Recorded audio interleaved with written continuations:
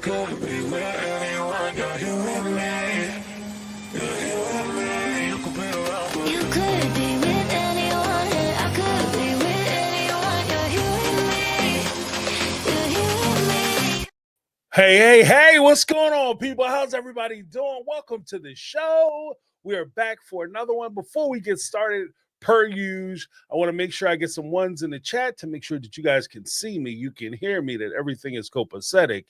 Otherwise, I'm sitting here talking to myself looking crazy as cat shit, okay?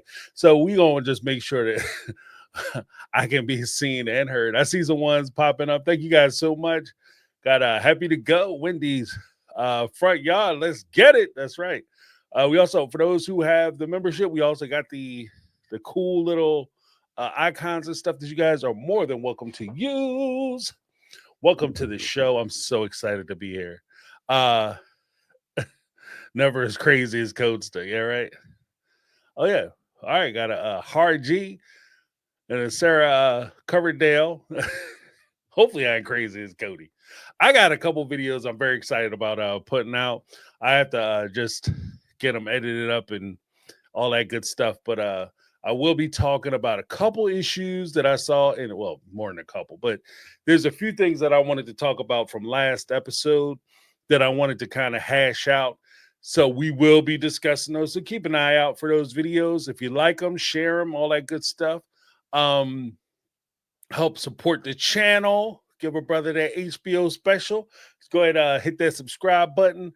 Ring the bell for notifications. Give me the thumbs up. For those who are not aware, the HBO special stands for Help a Brother Out Special, HBO. So just trying to get the channel back on track, as it were.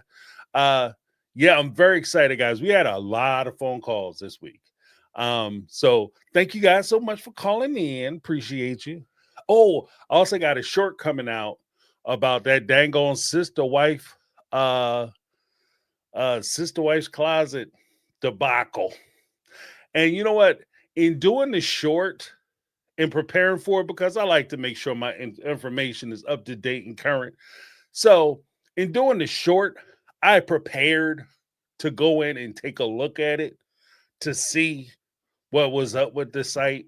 And I got to tell you, as a little, I'm going to do a video on Sister Wife's Closet. I have to now, just with the stuff I found, because that site, holy shit. Can we talk? We're going to talk about it. We're going to talk about it during the video. And if you guys want to see the video, you want to leave a speak pipe, you're more than welcome. We'll come back next Thursday and talk about it. But I'm telling you, that thing is deep. That thing is deep. It's deep. So, yeah. So he said, my sister wife's closet has a whole blog and YouTube channel. Exactly. I'm telling you, the crazy don't stop with these two. Like, just when you think like you've reached the end of the crazy, like it's like the internet. It ain't ever over. Like, just when you think you hit that last tier, like I'm on the last chapter of the internet. This the last chapter of the Cody crazy. And you turn a corner and you see there's miles of real estate right ahead of you. It is nuts. It's bonkers. So we're going to go through it. I'm going to talk about some things that nobody has talked about with regard to Sister Wife's Closet, and I'm going to talk about it. Because I think it deserves to be mentioned. So we're going to do that. Hello, Brittany, not Brittany. Brittany, not Brittany. Hey, what's going on? One of the mega mods in the house.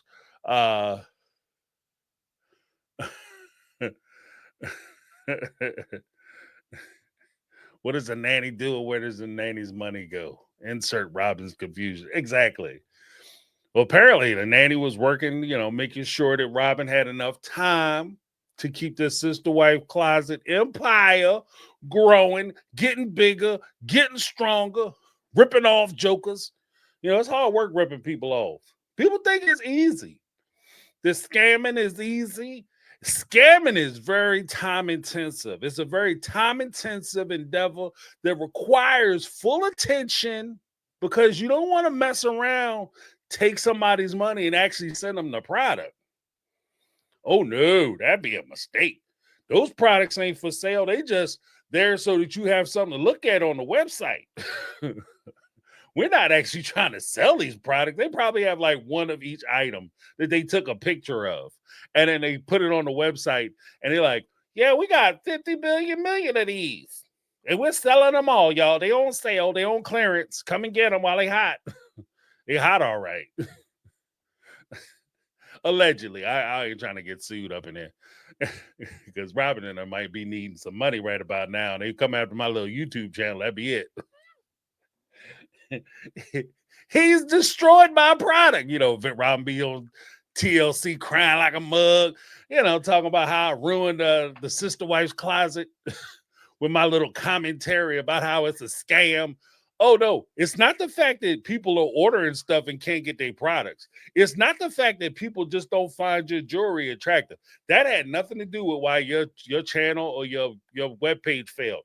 What made it fail was because I, on some rando ass Thursday night, right before we get into Speakpipe, said a couple words or a couple sentences that may disparage the brand. Now all of a sudden they need $50 billion for my take on reality. No, thank you. So everything that I'm saying is just my opinion. It's alleged. I have no proof or evidence for anything that I'm saying.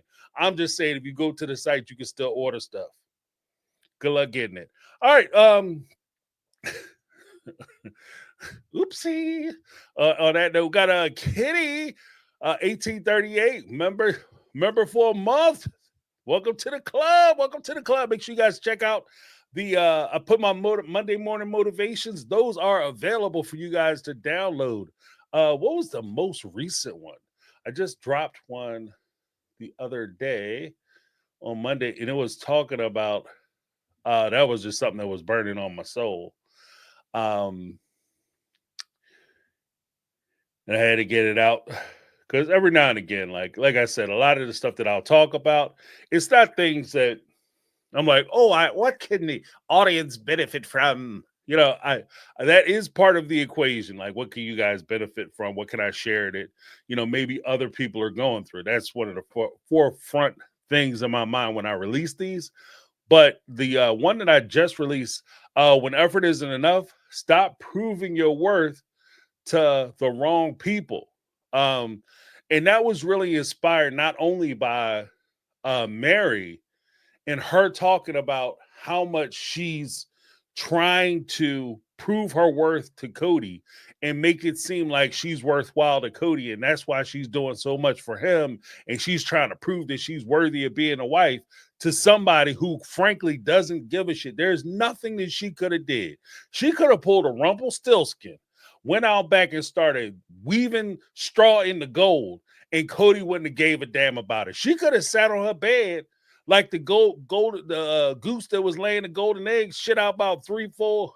Hell, technically now the way with egg prices, she could shit out 3 regular eggs. That's how you know you balling. You go to IHOP and be like, give me some scrambled eggs. She be like, oh, I got a player. You know what I mean? Give me 2 of them over easy. Oh, he's a man of means. You know, she could do all that. But at the end of the day, none of it would matter because she's just not the person that he wanted. And as I said in the video, it doesn't matter how much you give when the gift that you're given isn't in the package or from the person that they want to receive it from. It doesn't matter how much you do. So that's something that I rolled out. Not a big fan of the thumbnail I put together. I might have to redo the thumbnail. And I also have the video where I'm talking about Cody and Robyn in their new pilot season, y'all. Look, what we saw last Sunday is Cody and Robyn's soft pitch pilot for their new spinoff show. 100% I believe that.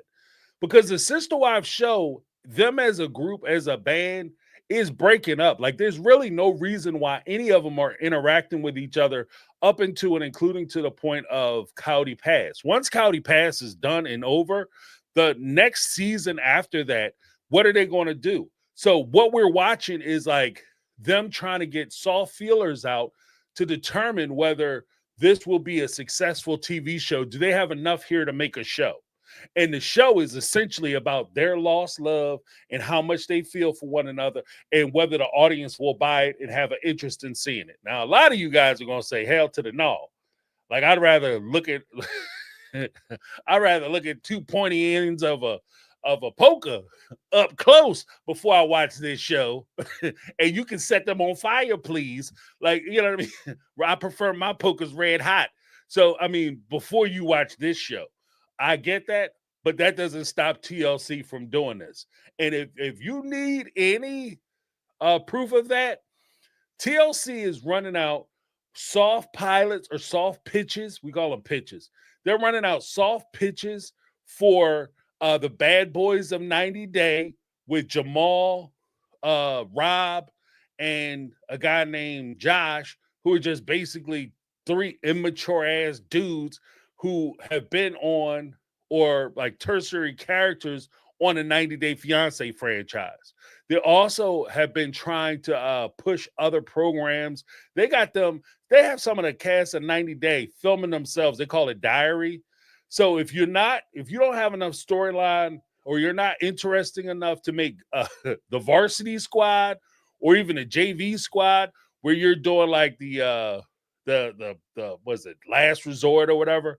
If you're not on a varsity or JV squad, 90 Day Fiancé before, 90 Day the other way, 90 Day Happily Ever After, you can't make varsity, you can't make JV, 90 Day Last Resort.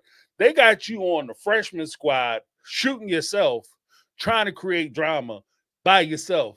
No producers, no film crew, just you in the cut, standing like a man, 10 toes down, trying to make some money.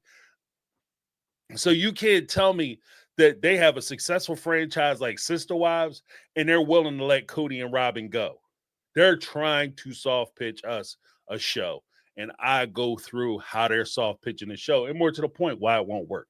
So check that out. It's awesome. I think it's pretty good. I liked it. I like doing it. So let me take a look at some of the chat before we get into these. Before we get into these. Lady D London, welcome. She said, I made a live. Yes, you did. Don't never let nobody tell you you didn't. Yes, you did.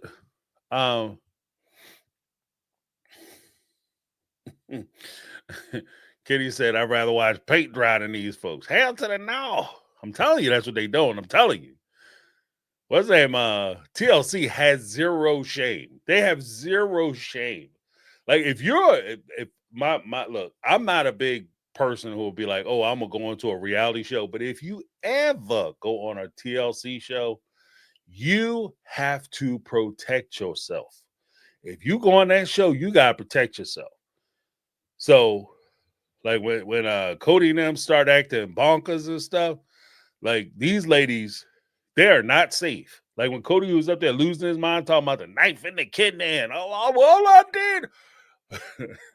All the effort I made to love you, like not that I loved you and you broke my heart, all the effort I put in to try and love you, and you put a knife in my kidneys, and he can't stop talking about how he betrayed.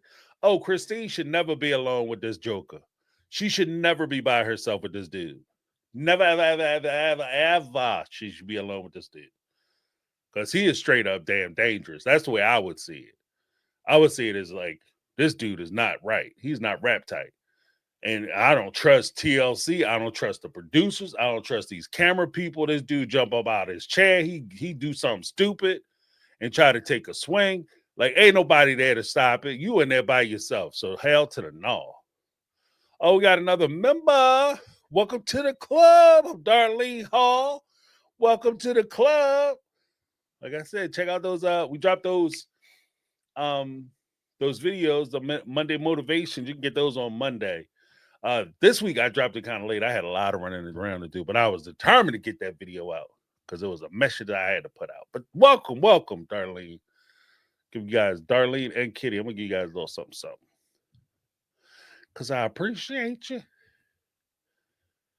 joining up. Thank you so much for the support.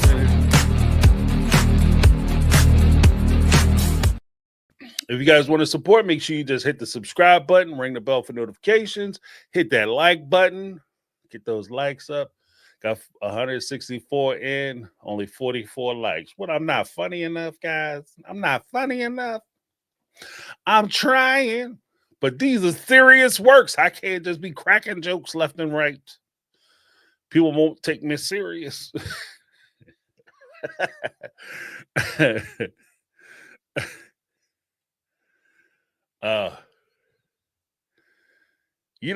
Mary says she hasn't watched a single episode of season 19. I'm gonna tell the truth.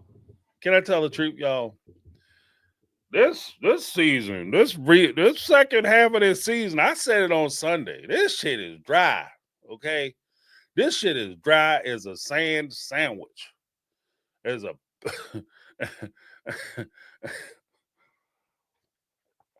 dry as a sandpaper sandwich. I'm telling you, it's dry. Yeah, I mean, it's like for people who do like content creators, there's stuff in there that you could talk about, but for just watching for the enjoyment because you're trying to get information on the characters on the story, you want there to actually be a story, some kind of through storyline. What am I watching? Right? That doesn't exist. There's material there. So like, cause I've heard content creators I listen to and respect. I've heard them say like, oh, this episode was pretty good. And I can see it I'm looking at it from the perspective of a content creator. There is stuff there to talk about. Like there, without a doubt, there's stuff there to talk about. Excuse me, guys. I got the weather is nice. The weather's finally broke, but I got hay fever like crazy. Okay. So I might be sweating and sniffling and stuff before this is all over. But as a content creator, I look at him like there's things I could talk about. There's color that I can put into some of these issues. I can flesh some of these issues out. But for a person who watches the show, it's not new information that I'm watching. I'm not learning anything particularly brand new. I'm just learning more detailed information of things that I've already known or things that we've already talked about. You get confirmation on stuff that we've already talked about. Like I'll say, oh, I think that blah, blah, blah, blah, blah. And then they'll basically go back in season 19 and say, yep, that's exactly what happened. That's how we were running the money. Like we didn't give a shit. That's how we did it. That's the bank we went to. Go broke fast and how. That's the bank I signed up for, Cody Brown. So, I mean, I think that there's I think that that's kind of where we are with it. And I think that like with the Cody and Robyn storyline, like I said, dry. It's dry. And because Robyn never really allowed her kids to be on the show, any storyline that involves them that's like the basic ass, like, oh, she got baptized and this, that, and other. The messed up part about it is there's nothing inherently negative about the baptism. And then we'll get into the calls, I promise you. But there's nothing inherently negative about the young lady getting baptized, Robyn's daughter getting baptized. Even with her being excited about it, it just becomes super weird and creepy because it's backdropped by Robyn and Cody. Like when Cody says, yeah, I'm not a member of the faith, and I started basically doing my little cult chants in her ears, she's being baptized, like, oh, that's a little, disrespectful as shit. Like, I'm going to a church to get baptized into that faith. I'm being put into that faith. That's what baptism is. It's not just, oh, you accept the Lord and therefore no, it's actually you're being indoctrinated to that faith. You're entering into that faith. So it's not all baptisms are not the same. It's not interchangeable. Like I can't go to a Catholic church and say, oh, I want to be a Orthodox Jew, and therefore when I get baptized here, I'm clear. Oh, I'm good, guys. I'm good. Yes, I'm good. Like some churches, they might take it. Like they'll take that baptism and say, okay, you've already been baptized. But there are other churches, no, you got to come here. You get baptized in our church. and we get to say our words over you at our ceremony and give you our rights. You don't go, you know what I mean? So it's crazy disrespectful. And here's the flip part about it. The AUB church would never, ever let somebody out. You can't even go to their ceremonies. The AUB church, the Mormon church, you can't even, I definitely couldn't go, but I couldn't even go to their ceremonies. I don't think I could go to Mormon ceremonies until like the 70s, technically. So for other reasons, but I couldn't even go. Like, you as an outsider, you just can't show up to their church and be like, yeah, I just want to see what it's about. I want to sit up in the sacraments and stuff. And like, there's a reason why we didn't see Cody and Robyn get sealed, is because that's secret Saul shit. That's that secret squirrel stuff that they don't talk about. So I mean, you know. So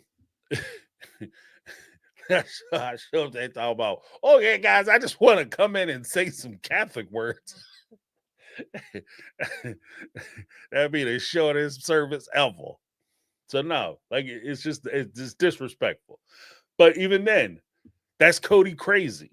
When Cody looks at her and says, yeah, you know, you're gonna look back on this, and the most exciting day of your life is when I baptized you into another faith that has nothing to do with anything I believe, but because I was there and I dunked your ass underwater, that's going to be more special than when you have your own children, when you get married, you graduate college. You're going to think about what I did because I'm the center of the universe. That's basically what Cody was saying. So when you have that, anything that involves Robyn's kids is kind of overlooked or overshadowed because you always have a big heaping cup of crazy sitting right there on the side when you're talking to Cody and or Robyn, you know? And then like I get them. The other day I figured out that I had them confused. Let me see. Because yeah, Aurora, she is, wait, hold on. No, Brianna.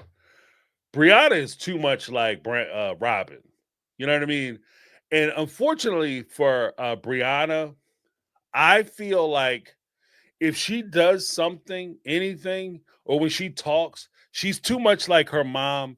And whatever negative feeling that people have towards Robyn is automatically going to be splashed over onto Brianna. So from that regard, if I was a friend of the Browns, I know you guys have your people in there watching, and I'm telling you, it's a mistake for you to put her on TV. Because once she gets on TV and folks realize that she's actually an adult now, she's not a kid anymore. And she's in a position where some folks, like, I don't necessarily feel right or okay about roasting her ass right now, but I don't know. Give it a little time because she is an adult. So with that being said, like, I would have concerns that she could actually be a good, decent, wholesome child. But because she's too much like Robyn, she grew up with her, she got her traits. She gets on screen and she starts acting like her mom. People are going to attribute a lot of the shit that her mom do to her. And she's going to get smoked. Okay, they're going to roast the shit out of girlfriend. Like, she's going to get roasted. So I'm just saying, like, Brown family, that Cody and Robyn, make your money. Leave your kids out of it. Don't pull them into it because people can get rough with your children. And as a parent, I'm telling you, I couldn't take it. Okay? I couldn't take it if somebody was, up here talking wild about my child. So I'm just saying, y'all, don't do it to yourselves. Don't do it to yourselves. Her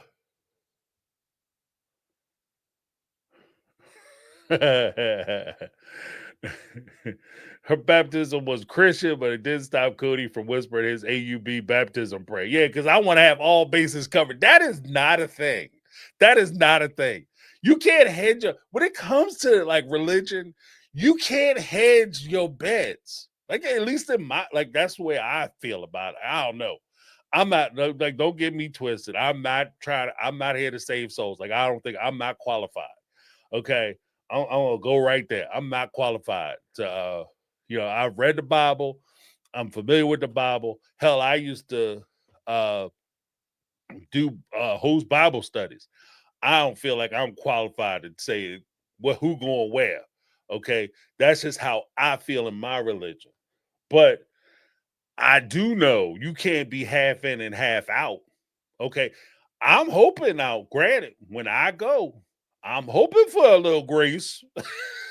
You know what I mean? I'm hoping the Lord will look at me and be like, he tried. He messed up. He messed it up for sure. But he tried to do the right thing.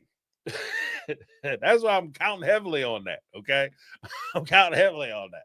We were still working on him. We were still working. He's a work in progress. So we're going to go and let that slide. That's what I'm hoping for. Okay. But I don't think you could go, yeah, I did both things. You said don't do this. So I went ahead and did that anyway. But I also had the verse in my pocket, so that makes it okay. Like, I wouldn't do that.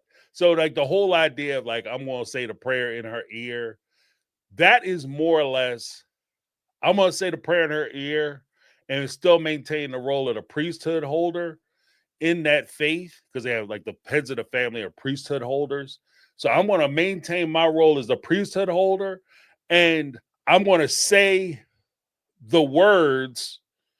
And I'm going to try to, if later in life she wants to come back to the AUB, then I'm going to stand and say that I baptized her in the name of the AUB when she was being baptized in the Christian church.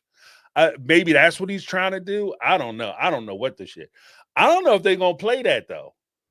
I don't know. A lot of these religions, even the culty ones, are very serious about the rules, especially the culty ones. Not saying necessarily that AUB is a cult. That's not what I'm saying at all. I'm just saying some of these culty ones, they don't play that shit. Like they want you in there drinking the Kool-Aid, all of it, and licking the cup after you're done. Like they're not playing that, oh yeah, I got baptized, but I hedged my bets a little bit. They don't play that. So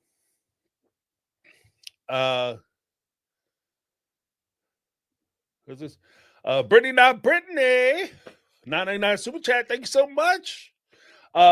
If Cody had been a parent who truly supported his daughter and prayed over her in the only way he knew how, I'd give him a little grace. Yeah, that would be fair. That would be fair. But it's Cody. But it's him trying to make it all about himself in some way. Exactly. It's Cody. Like, that's the problem. And this is why. Thank you, Brittany. This is exactly what I'm talking about. Because it's him. Even the most mundane thing. I took my daughter to get her ears pierced. That even then it was like, you know what I mean? It just hits you wrong.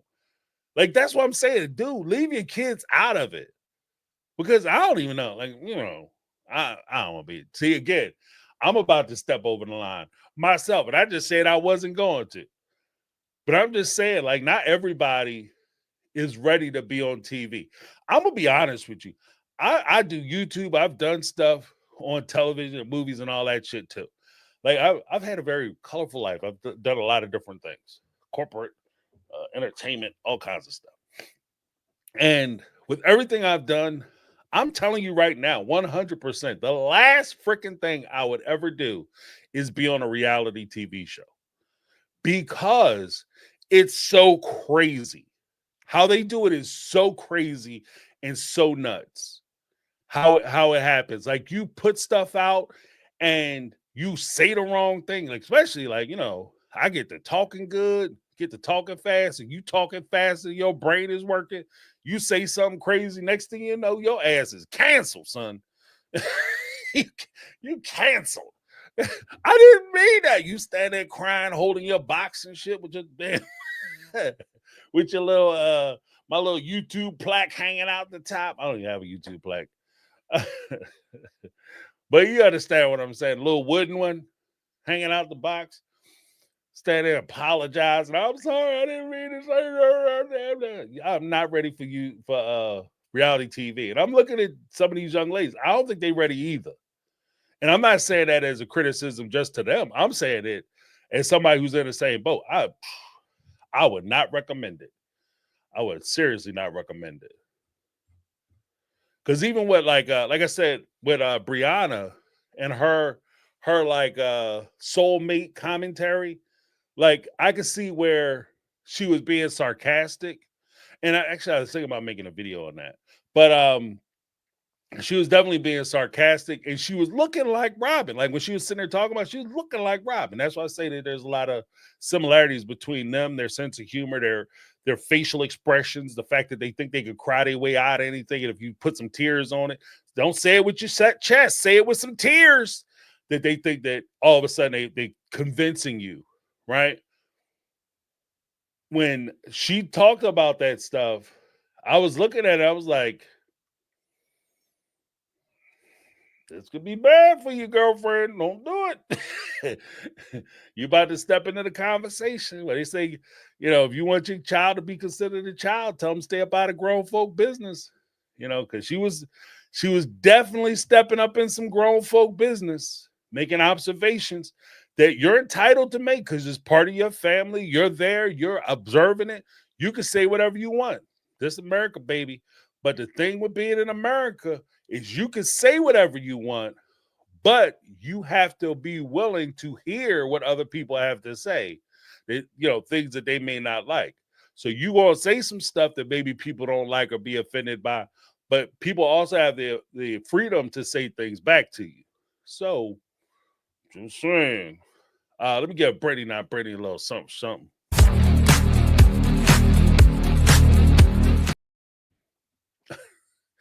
Then we're getting a rock on. Oh, she had another one.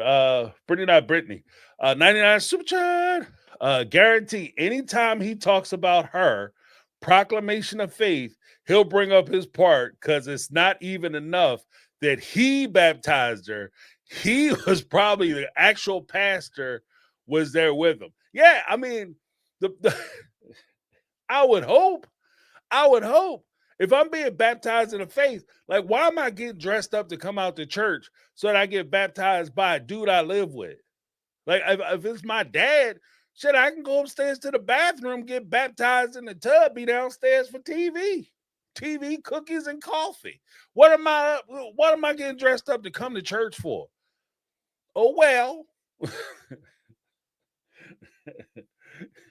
You better watch it, especially with the Cody Brown and the Brown clan.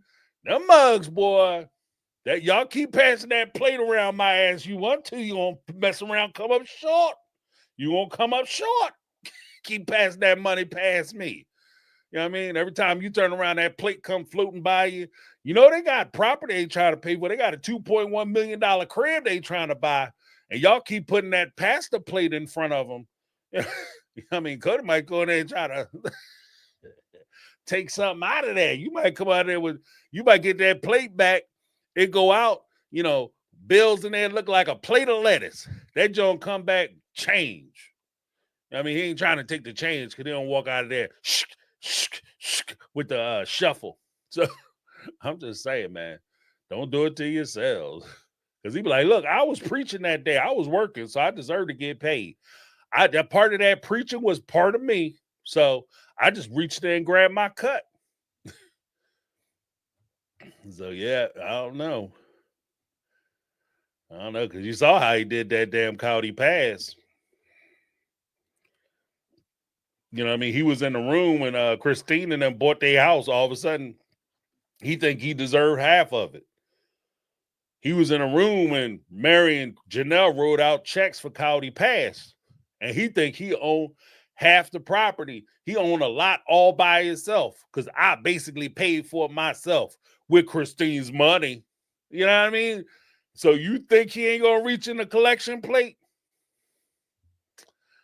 Mistakes were made on Sunday. I'm just saying, now I'm not saying he stole any money. I'm just saying, just make sure the count is right, okay? Treat that shit like a drug deal. Get out back and count that money. Be in that office counting up that paper up. These just jokes, Cody. Don't get panties in a bunch. I know you get upset. Let me give Brittany a little something, something.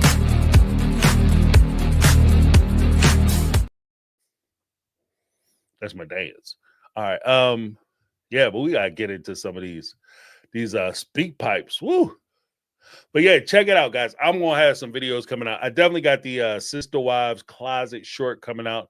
I was cutting it up before I got on tonight, and then I just gotta redo the one. My next video is going to be about Robyn. Well, the last one was like I was talking about like the next one will be about Robyn's communication. Because I noticed some things about that communication that she did during the therapy session that I'm going to bring out during that video. So hopefully you guys enjoy. But yeah, titties, I got some really good speak pipes this week too. I'm very excited about these. Thank you guys so much for calling in. Again, the link is down below. The Speak Pipe, or I'll go this way, speakpipe.com, my take on reality. You can leave a 90-second message. We have a couple people like left a message, got cut off, and they just followed up with one more phone call, which is fine. We also had a person who called and made a great suggestion on how to approach, because they also sent me an email, and I was trying to apply it in this next video, where the Brown family is essentially a mess. Okay. That they are who they are, especially Cody and Robyn. So in an effort to try to better understand them, because that's part of what we're trying to do, is understand where they're coming from, we're also going to talk about like how it plays with their membership in the polygamous family, as well as how that might be consistent with not just the Brown family, but you actually could become the character type or archetype for a particular type of character within a polygamous relationship, and why that is. So some of the things that Robyn does, like with Mary, Christine, and Janelle, a lot of times we'll make the excuses or reasons as to why they didn't leave. The way they were brought up, the way things were going on, and they were married, and the way they viewed marriage, and the commitment that they had, et cetera, et cetera, et cetera, and how it plays into their religion. But as I kind of talked about in a previous live, you can also make that same argument for Cody and Robyn, because the characters that they display on the screen are also characters that I can envision being a part of these types of relationships. It would, if anything, it will push you to do it. When, there was that one study that they did, everybody talks about it. I can't remember what it was. I think it was out of Boston College, I want to say, where they essentially had two groups of students, right? Both groups were students. They had one group that were supposed to be prisoners. The other group was supposed to be security guards or guards. And before everything was over, the security, the guys or folks who were supposed to be guards had absorbed a position of the power that they had maintained in that study, and they started to personify it. They started to become hyper aggressive. They started to become brute. They had to end, from what I understand, or what I remember, they had to end the study early, because it started to get so bad. Like the brutality got so bad from the guard students to the prisoner students that they had to stop the study. And that speaks to the nature of the power dynamic, which very well could exist in a polygamous relationship. And in Cody's position, he could have started out a nice guy with the best of intentions. But when you give somebody unfettered, unyielding power over other individuals, he still has his own personal wants and desires that he wants to meet. So when he's dealing with things that he wants for himself, and these other people who he's told repeatedly are beneath him are either impeding, standing in the way, or being obstacles to him achieving his goals. As he said, you guys are in the way of, this family is in the way of me finishing my goals, like he said in season 16, then you can take a very dark turn, especially in that type of patriarchal society or community. Like, same. With Robyn, the relationship to power and where you are relative to power is very important. So her desire to be seated next to Cody, the person who in this particular family is supposed to have all the power, and thereby try to take over and pull the strings to that person to take over the power would be a direct result of her involvement of polygamy. Now, here's the secret, though. I don't think that, or at least where I am right now, I am not prepared to excuse or overlook the harm that is being done. I don't. That's where I'm kind of breaking with some of the more traditional thoughts, where you just, if you suffered a certain amount, or you were raised or trained, or you're brought up to believe a certain thing, or you saw a certain thing, experience so much trauma, then that gives you kind of a blank or a clear slate as to your involvement with causing other people's pain, or why you stayed or why you continued to be victimized.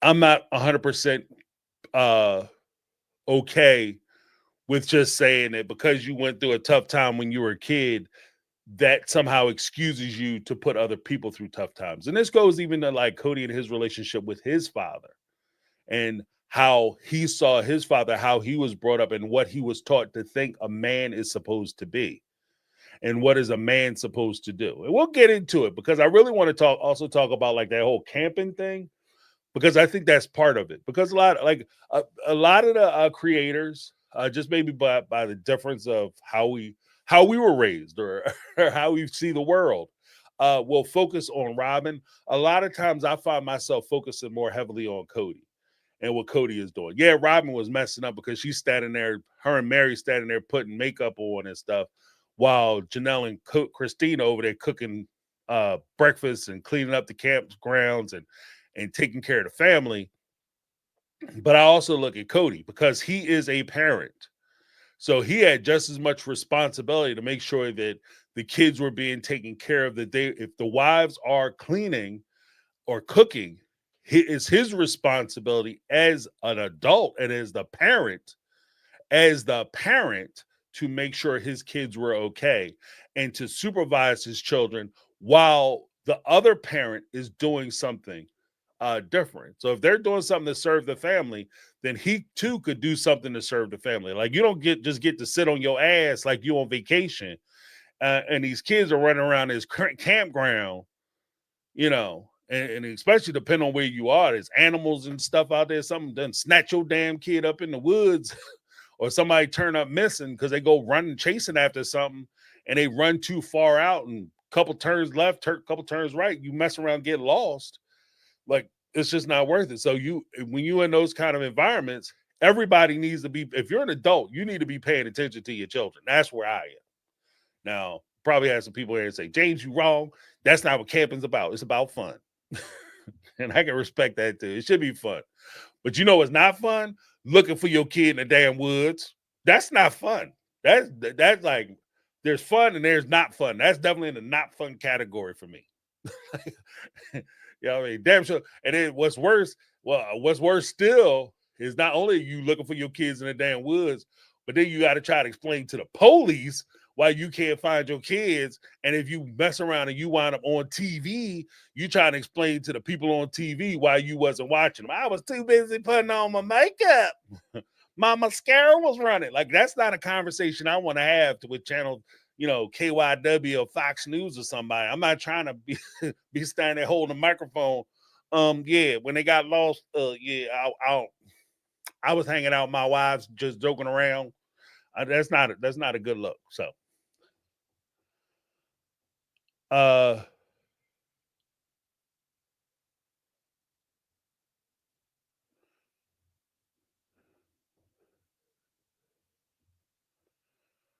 let's see. Oh, let's jump into these speak pipes. I'll make sure I get the right ones. Yeah. All right, here we go. All right, coming to the stage, ladies and gentlemen, boys and girls, coming to the stage. Guess what? I know boys and girls listening because I be cussing. So hopefully we got no boys and girls. Get some nasty letters. All right, coming to the stage first, we got Sharice. Thank you guys so much again for calling and participating in this. We got some messages. So we're gonna run through them. But Sharice, coming to the stage. Hi, James. This is Sharice. I was calling in or whatever this is called anyway, um, because I thought about this past week's episode when Christine was talking about how Robert and Mary were putting on their makeup when they were at the campsite. Mm. And I just found it interesting how from the beginning the kids always knew that Robin was full of shit. Like they always knew because Hunter was so upset. Like they're over there putting on makeup. That's literally what he said because I was rewatching a clip just now. But that's literally what he said. He knew that she was just full of crap from the beginning, and so did Maddie. Really, most of Janelle's kids sussed it out in the beginning, and I think Christine kids tried to give her a chance. But that's all I call to say. I enjoy listening to you from week to week, all the time. Also, please release that Ruby Frankie. Okay, Oh, I've been waiting on that. Okay, talk to you later. Bye. yeah. And again, brought up the camping trip. I 100% agree with the whole deal with Hunter. Hunter called it out. They over there playing around because at the time, if you recall, we watched the camp scene. We watched the camping scene. And what happened was Hunter was supposed to go out fishing. And he was like, look, as soon as they get done, me and dad and some of the older boys and some of the other kids want to go fishing. And I think Janelle was going fishing too. And Christine, Mary, and Robyn were going to go off and do something else with some of the younger kids or whatever, or some of the other kids. But Hunter was dead ass. He was like, we've been up. Everybody's fed. Now it's time to clean up.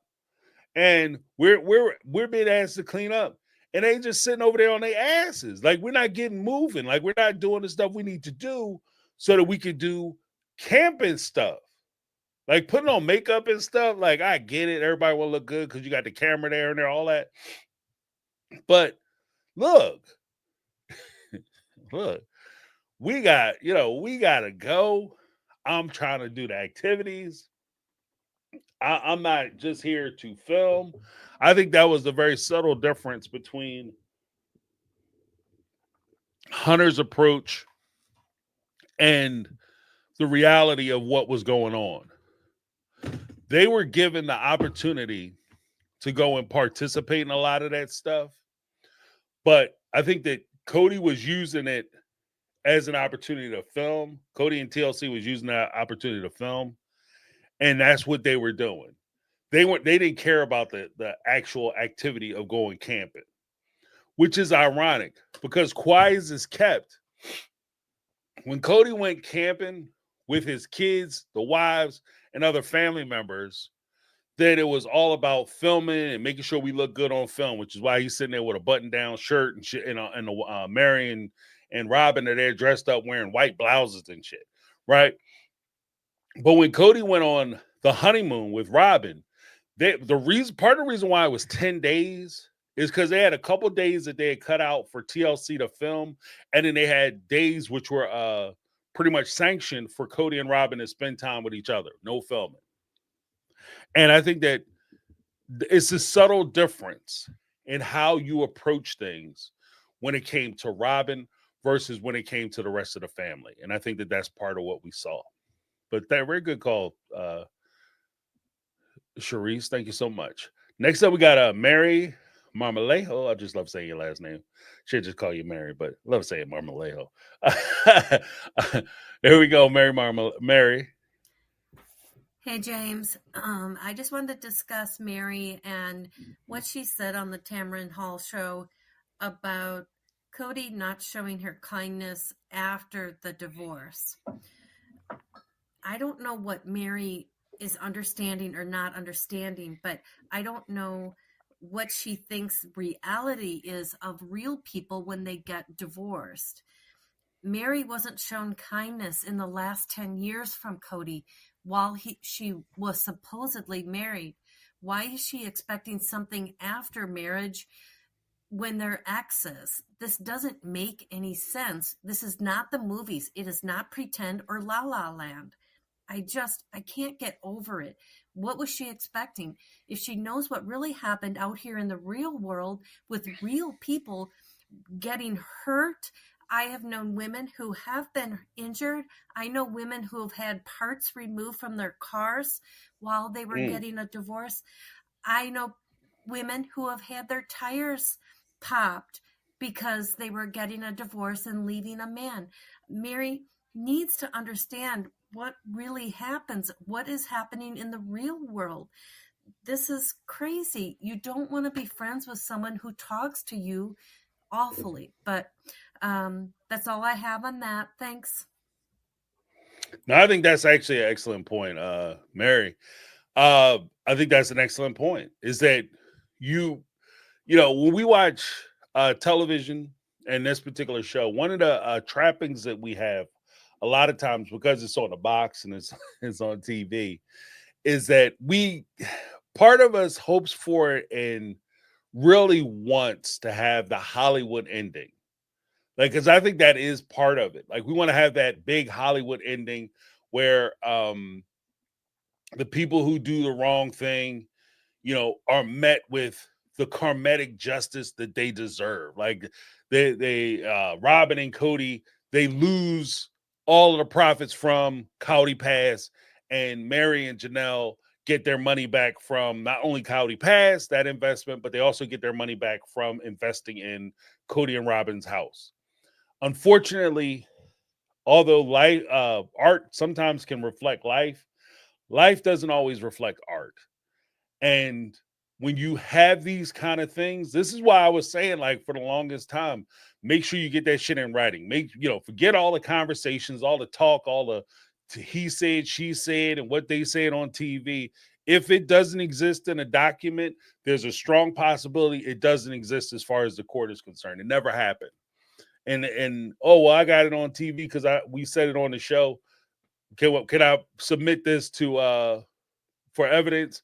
You go to court, and it's very possible if they have a lawyer that took a bar anywhere, even in Guam or whatever territory of Guam, they're going to make file a pleading to bar any evidence which comes from Sister Wives, the show. They're going to say that it's not sworn testimony.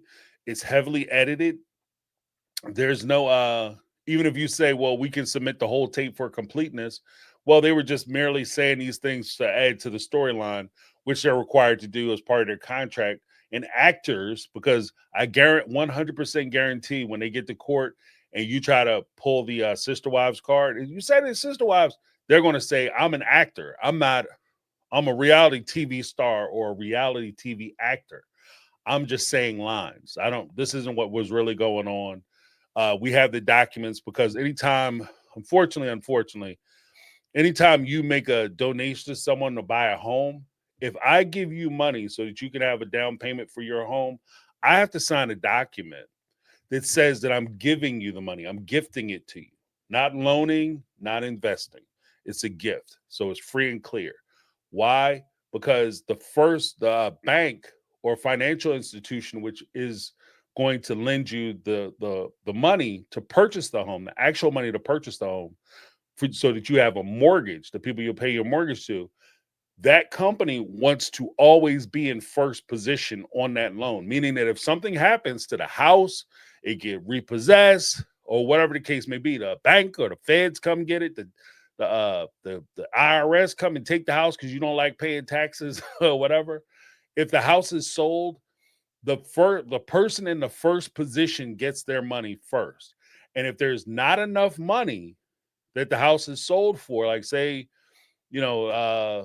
Robyn's house, they bought it for $892, I think it was.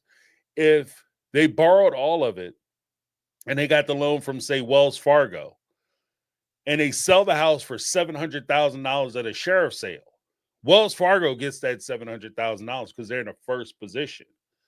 So they're the first ones to get their money. They're first ones to get paid out.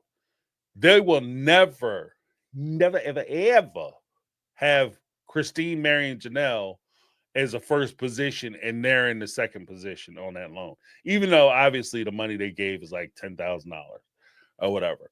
But they just don't play that. So they want it very clear and very clean that money is gifted. So with that being said, that's why I was kind of harping on what the struggles that the sister wives were going to have with trying to recapture some of that money, because a lot of times, on Law and Order, somebody does a crime in first 15 minutes they're investigating, last 40 minutes or so, half hour they're doing a court case, and the guy goes to jail if he's guilty.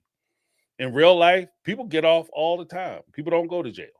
People steal money, don't give the money back, and you just out your money. And so, that's one of the things. And when with regard to like hanging out with your ex, if he can't respect you when you're together, I don't think he's gonna start respecting you because you no longer are married.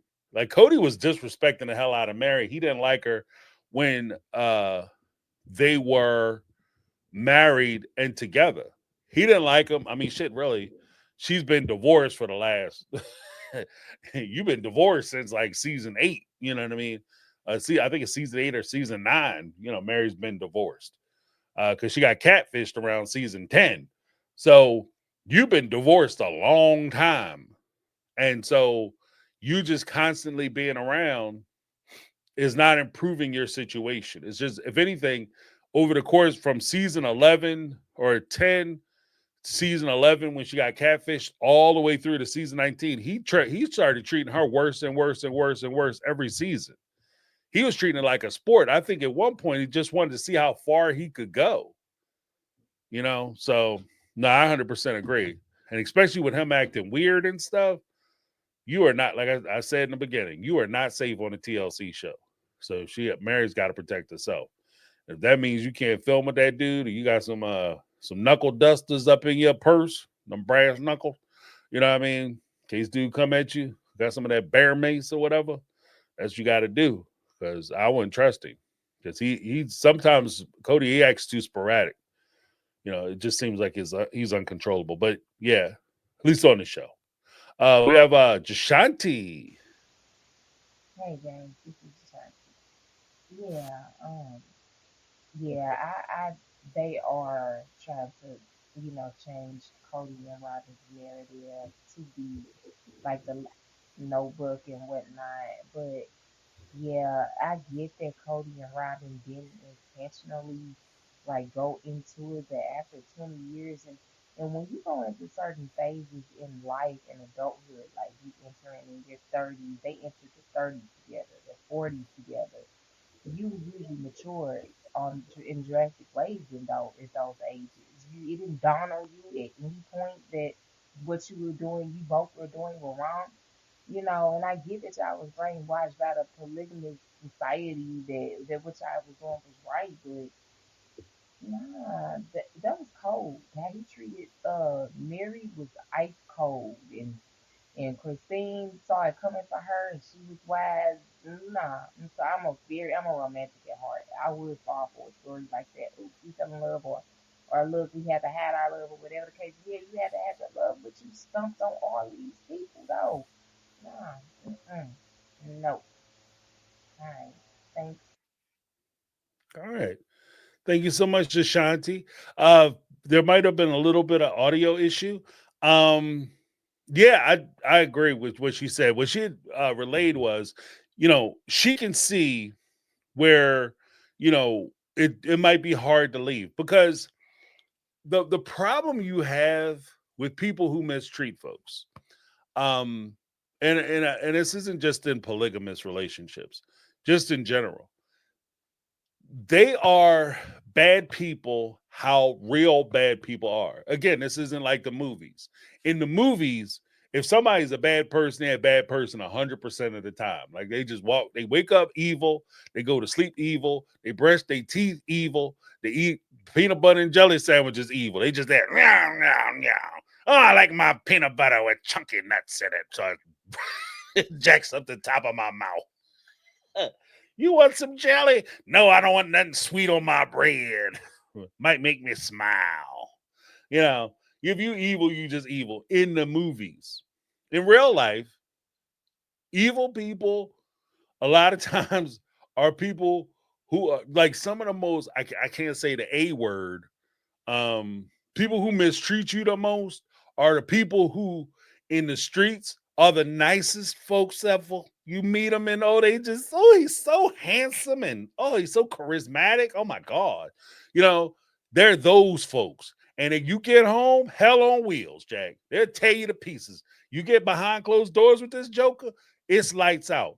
But that's only in some instances. Other instances, and this is part of the draw, is that they're crazy, insane lunatics. Then all of a sudden, the event happens. They're sorry. They're regretful. They're remorseful. They're apologizing. And, you'll have a period, almost like a honeymoon period, where they're super sweet, super understanding. And, oh, my God, I can't believe I did this. I got to try to earn back your trust. I got to do what I got to do to make it right. And they're that person. And once they're back in, once things have settled down a little bit, you have the calm, then you right back into the tension, and then you right back into the bullshit. Like that, and that cycle keeps going. And that cycle can happen for years and years and years. That's not something that, it just happens one time and then all of a sudden people decide to leave. If that was the case, then the jails be full of people who messed up. Like, okay, well, you put your ass, you gonna win today. But tonight, you're going to lose. Because by the time I get to the hospital, after I leave the hospital, I'm going right to the police. And then you can come, you're a tough guy, you fight their ass. How about that? You fight with the police. If it was that easy, that would be the case all the time. But you ask the question, like if the question is ever asked, some of you very well may know better than I. But if that is, you ask the question, why does people stay? And maybe it didn't get to the point of physicality, which, in my opinion, in some respects can be just as bad, if not worse. Because at least with physical damage, physical confrontations, you have a physical manifestation of something that happens. If it's words, if it's attitude, if it's them simply ignoring you, isolation, those kind of things, psychological games, that you can't nail those down. And then you can always turn around and gaslight them, appropriate use of gaslighting term, and make it seem like they're crazy. Oh, you said I mistreated you? Why? Because I didn't feel like talking to you? That's why you, what? You have it misunderstood. I wasn't being a jerk. No, I wasn't. I didn't say that. When I said that you look fat in that, I didn't mean, I was trying to help you. I don't understand why you're being so sensitive. And they start throwing that stuff at you and you start questioning whether, okay, maybe I'm being too sensitive. When you listen to them talk, and I'll just accent it this way. When you listen to them talk about jealousy, when you listen to them talk about their feelings, when Robyn coming into the family and Christine put up a resistance on screen about Robyn coming into the family, and I don't want her coming in, and I'm not comfortable with it. She's going to ruin the family. Christine wasn't just hurt because Robyn was coming into the family. Christine was also hurt because she felt guilty, because she felt like she shouldn't feel this. She's wrong for feeling guilt. She's wrong for feeling jealousy. She's wrong for feeling like she's being ignored. She's wrong for being mad about feeling like she's being ignored and feeling jealous and Cody not paying attention to her. It's her fault. And part of that is the psychological damage that's being done and the mistreatment that's happening. And the whole time, because unless Cody is like giving her the two-piece special, unless he's doing something in a physical manifestation form, he always has deniability, especially reinforced and backed by their participation not only in that community but in that church as well. So I agree with what was being said by Jashanti. And like I said, I don't want to trigger anybody with some of the stuff I'm saying, but I'm just like, it's things that I agree that it really needs to be talked about, especially with folks, young people, who potentially could be involved or in proximity to those types of events. I have to be careful about how I say stuff, but you understand what I'm saying. Like, I talk to my daughter about it. I talk to my son about it, because women aren't the only ones who suffer with this. You know, sometimes men get it too. You know, I had a buddy, story time, good friend of mine, we graduated college. He became a police officer in a big city. And his first call was actually a DV case where he got called to the house, couple, you know, physical altercation. He gets to the house, and there's a slight guy and a woman, and she is tearing his ass up. Okay. So they pull up, they break him up, they talk to everybody, get everybody separated. Because it's a young lady, they talk to him. Do you want to press charges? Which is actually a first mistake. If you show up and somebody has physical injuries, somebody gotta go. Okay, somebody get the magic bracelet ride. But they didn't. So they let her, you know, okay, calm down, you know, take a walk, lady. You know, bro, you don't want to press charges. And that was the first time I really knew for sure that men don't tell. Men get jacked up too, but men don't tell. We don't talk about it, especially because of how we're looked at, and people giggle and laugh at us for getting jacked the hell up, right? So they left, got in the car, drove off. It wasn't even a half hour later. They got another phone call. They got another radio call.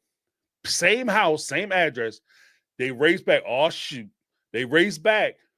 What's going on? They pull up. Dude is tied to the tree in the front yard. He's tied to the tree in the front yard. She's in the house coming out with a baseball bat, and she planned on tattooing his ass. Okay. And at that point, they locked her up. She got locked up. But that's what I'm saying. Like, it's not just, so when I talk to my kids, I don't just talk to my daughter about it, but I talk to my son about it as well, because that's something that we have to be aware of. You know what I mean? Even as guys, like, we pretend like we bulletproof and stuff, but you catch the wrong one, they put it on your ass. So I 100% agree with that, from Jashanti. Oh, next up, we have a gruntled woman. There's a lot of people here disgruntled, but she's gruntled. She's not disgruntled. Gruntled woman. The fact that Cody thinks the kids are all starry-eyed watching he and Robyn relate to each other shows the true depth of their massive egos and that they are buried in delusion. Thanks. Okay. Short and sweet. From a gruntled woman, talking about when Cody was, oh, they love listening to Robyn and Cody's stories about their love life. Oh, they married. Oh, they so in love with each other. And, you know, make sure you marry somebody who you connected to, like Brianna. Yeah. I think it's weird that like, it's nothing wrong. Like, I don't think that there's anything wrong with you being affectionate in front of your kids. Like, it just shows like the nature of like relationships. It's, if you love each other, the moment is right. I do have an issue if you guys are too, like, if it's too much in front of folks, not just your kids, but especially in front of kids, young folks, people who are highly impressionable. If you guys are doing too much, okay. Because the great thing about love, at least in my perspective, love doesn't always have to be a physical manifestation. Like, you don't always have to go out and make love and all that to show love and hug and kiss and all that other stuff. It's the simple things you do. It's the fact that you enjoy each other's company. The same way your kids can tell if you argue and fussing and fighting, they can tell if you actually like each other. Okay. And I think that if you're in a relationship, that's an important thing for them to see. Not just the obsessive, oh, I'm trying to get at you and I want to rip you apart because I want to do things to you. Not just that, but the idea that you feel comfortable with your partner. Those are important things. This is somebody you confide in, somebody that you can talk to, somebody when you're having a tough day or you're looking for advice or you want somebody's opinion on things that you're going through, that person is your confidant. I think that that's just as important, if not more important, for them to see than for them to see you guys clawing and pawing at each other all the time. Because, that sets up, and I'm going to be real here for a second. Real, James. I'm going to be real. That sets the stage for your kids to think that somebody pawing and clawing and groping them and trying to slob them down means that they are in love with them, that they actually have feelings for them. And especially when you're a young person, I am 100% telling you that is not the damn case. Okay. Some of these folks can slob down yeah, you understand what I mean? You will be surprised. You will be damn, Sam. You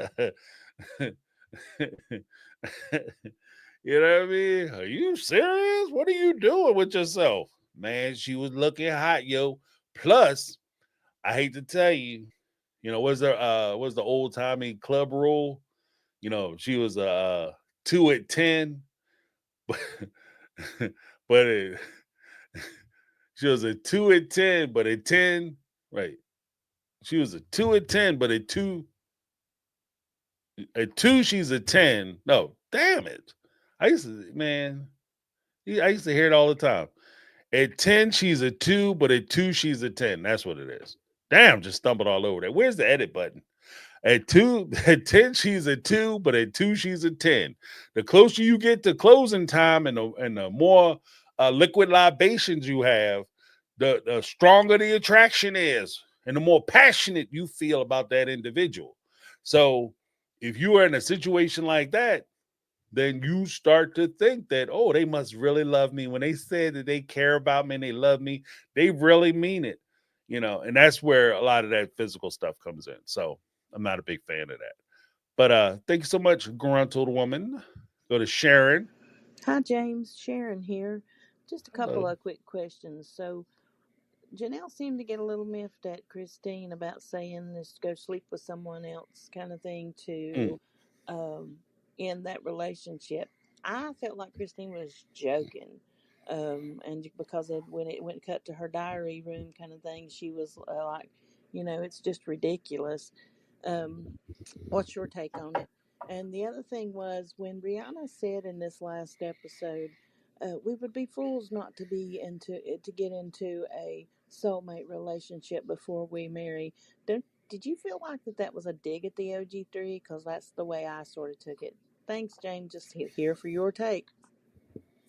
All right. Sharon coming in with some bombs. First thing, when Christine said that you should go out and get knocked off or whatever, dust it off. You need to get it dusted off. So that way you can establish your relationship is broke. Sarah, how big is that coffee cup? It's ginormous, but I'm only having one. So that's what it says on it. It says I'll only have one. I only have one cup. But yeah. The big as my head, that's how big it is. Thank God it's not liqueur. But the whole thing is that I think that Christine was referring back to when Robyn was saying, in order for Christine to truly be divorced, she has to get that first one out the way. She got to, she has to have relations with somebody else other than Cody in order for the bond to truly be severed. So, Christine was just basically like, if you're not trying to tell Cody, you need to go out there to the bar and just, go in there, walk into the local Tex-Mex or whatever, belly up to the bar, see the dude there drinking, be like, all right, let's go. After you finish that, let's go. Hit this parking lot real quick. And you divorced. I think she was joking. I don't think she was really trying to push. Well, I don't know. Christine, I think she does see happiness in having a relationship, and she wants people to experience the world the way she experiences the world. I kind of get that feeling. So it's kind of joking, not joking. I can see where Janelle might be like, okay, I've heard her say before, like, I got to get in a relationship and I don't want to be in a relationship. I'm okay being by myself. And Christine trying to push her into a relationship and then saying that comment, be like, okay, if you say that shit one more time, like, I can see that as a response. But in that particular instance, I do think she was joking.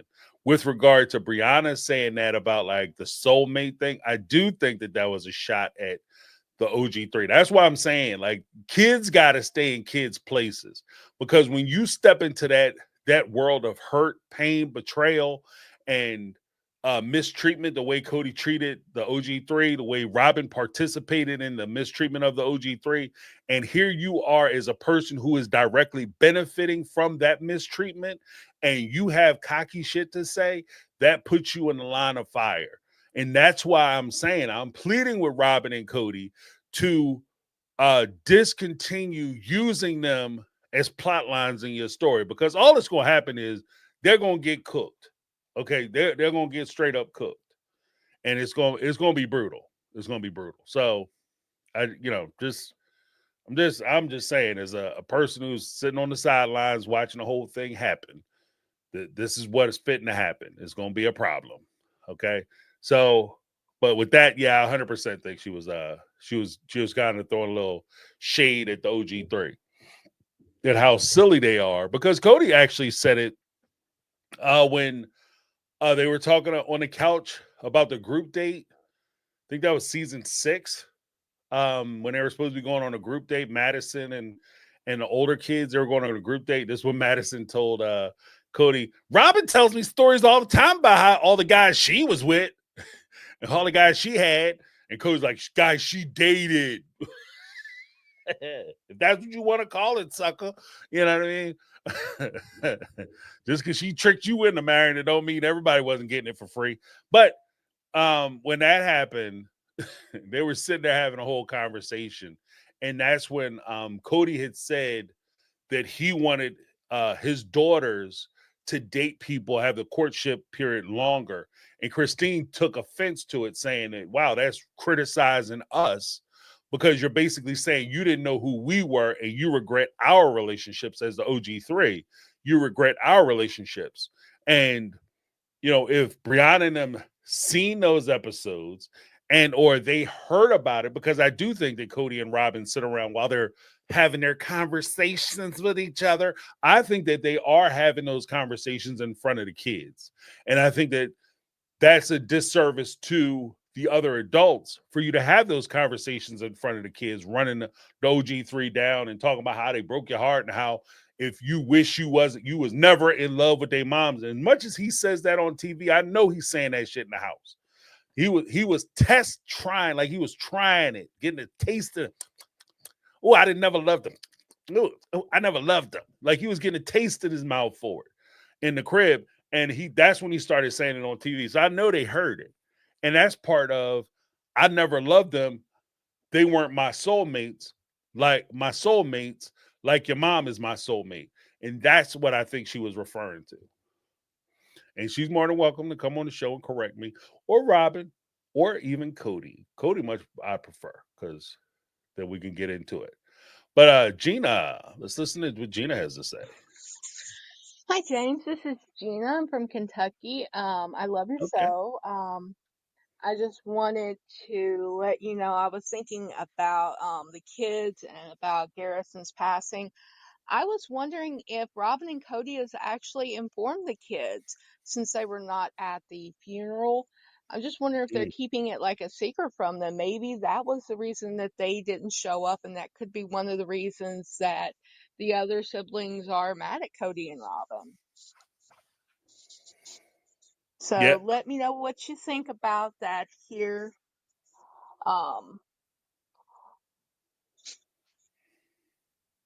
Okay, I appreciate the call from Gina. That is a possibility because we have to remember that Robyn is known for trying to shield her kids away from hurtful discussions and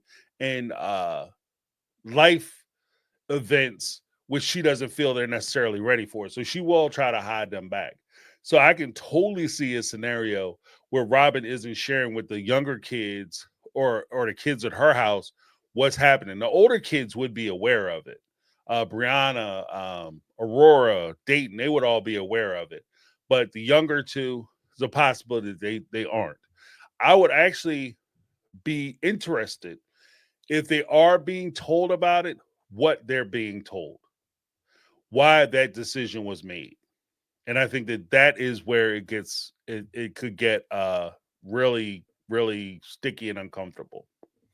But thank you so much for the call. Next up, we got Sunny Bunny Cuteness. And also, it's Well, let me see. I think that's the second one. Let's see. so about the statement on the show about Cody comparing women and caring very much about how they dress and how they look, and seeing the different perspectives of the women, including Mary, who said that she didn't feel any kind of pressure from Cody to dress a certain way or be a certain way. I've seen people interpret that as, oh, maybe it's not a question of his intention of doing that, but rather what the perceived effect of some comments may have been on the women. Like, because clearly they interpreted things differently. And I feel like that's not the case. And I think the reason that Mary didn't feel pressured into anything is I don't think Cody cared enough about her Mm. to even mention it. Like maybe with Christine or Janelle, maybe there was more of an effort on his part to be like, hey, maybe you should be more like Robyn. But with Mary, I think he just gave up, just straight up. Mm. Mm. Mm. I'm gonna play the second message from Sunny Bunny Cuteness, but that is yeah. Because that's referring to when Mary was saying that, oh, Cody didn't care about like what you look like, but he cared about what people look like around him, uh but he didn't care enough to tell me. He never told me what to wear and how to dress. And that is a possibility that by the time he was able to tell people how to dress or what to wear, he just wasn't really feeling you. So he didn't care what you were wearing. I mean, he just wished you was wearing your walking shoes and you walk clean out the door is what he was hoping for. So that is a possibility. But second message from Sunny Bunny.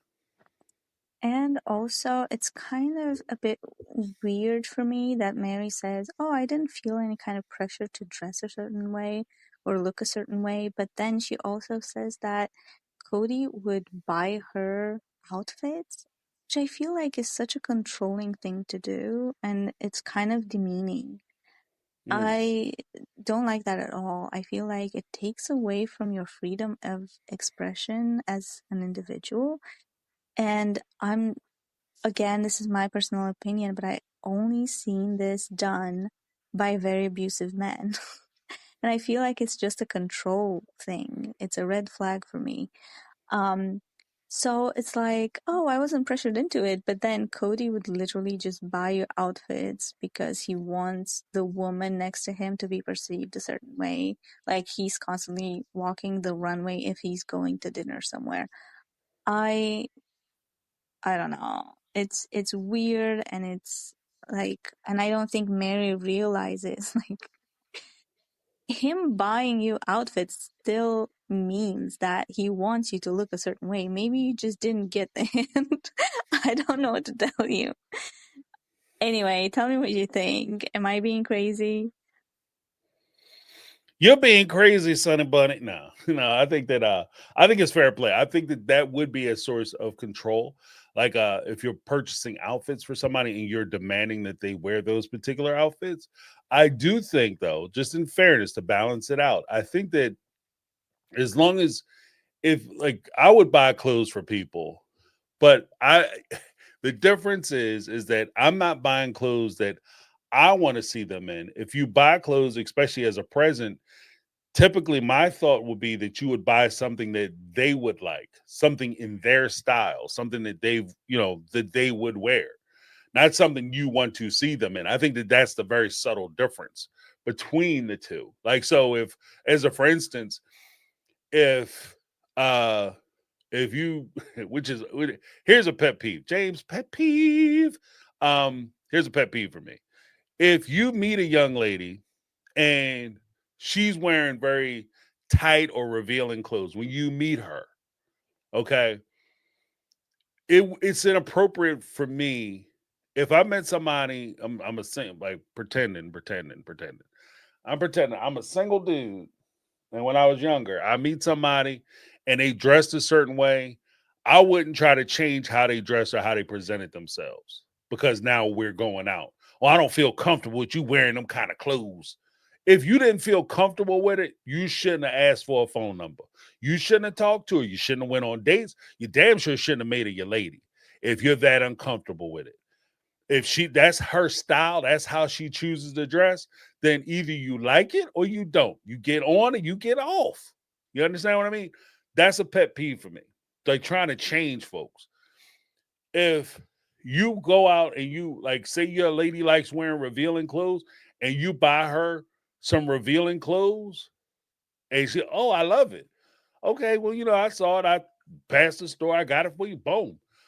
That's one thing. But if she wears revealing clothes and you're like, look, here's a couple turtlenecks, some pantsuits, and you got looking like, Hillary Clinton circa 1994. You know what I mean? Like then, not even fun Hillary, like just all business Hillary. Like then you are not looking out for her. You're not helping her out, or So from that respect, I think it's kind of weird. Like I think that would be weird. But I do think there's also the point where Cody he doesn't necessarily have, because of the way the system works, he doesn't have to come out and tell you what to wear. If you don't wear it, I'm not going to be your friend, or you must wear this. All he has to do, based on how the system is set up, and because he has other options in that particular polygamous relationship, all he has to do is tell her, I don't like what you're wearing, I'm taking Christine. Yeah, I saw. I told you I wanted to go to this thing. It's a business dinner. Never mind. You don't have to go. Janelle, let's go. You understand what I mean? And you will learn that what to wear based off of his response. You will learn what to wear. He doesn't have to tell you what to do. You'll learn what to do because it's presented to you. So, in a weird way, I think somebody else said it, that you have Stockholm syndrome in that particular case because you've been indoctrinated to have certain responses, dress or carry yourself a certain way, and in order for you to have his approval. And his approval is the most important thing. So in that particular case, if he likes skimpy outfits, you gonna wear skimpy. If he likes conservative, you gonna wear conservative, because it's all about making him happy. He's not gonna tell you that you don't make me happy. He's just not gonna come visit you, or he's not gonna take you on a big trip. He's not gonna take you on a work trip. Everybody wants to go on a work trip or go away with him when he goes places for work or whatever. That was a huge thing that they talked about in Becoming Sister Wives. So I can see the point that Sunny Bunny was making. Next up, we have Susan Alexander. In my opinion, Robyn knew exactly what she was doing before she even came in the family through marriage, air quotes marriage. She knew she could get on TV. Didn't have to work. I think she had plans all along, but now she's pretending like, I just wanted to sit on the porch with my sister wives, blah blah blah. But no, I don't buy it. I think she had plans, and she's a shifty woman, very shifty. And I agree. I think that she knew full on what she was doing. I think that to a degree. I don't want to say it was like expert training, but I do believe that she was basically following what was expected of her. Like she was doing the things that were expected of her as a wife and as a mother and everything else who was involved in these situations. She was taught to have certain responses, to address her husband a certain way.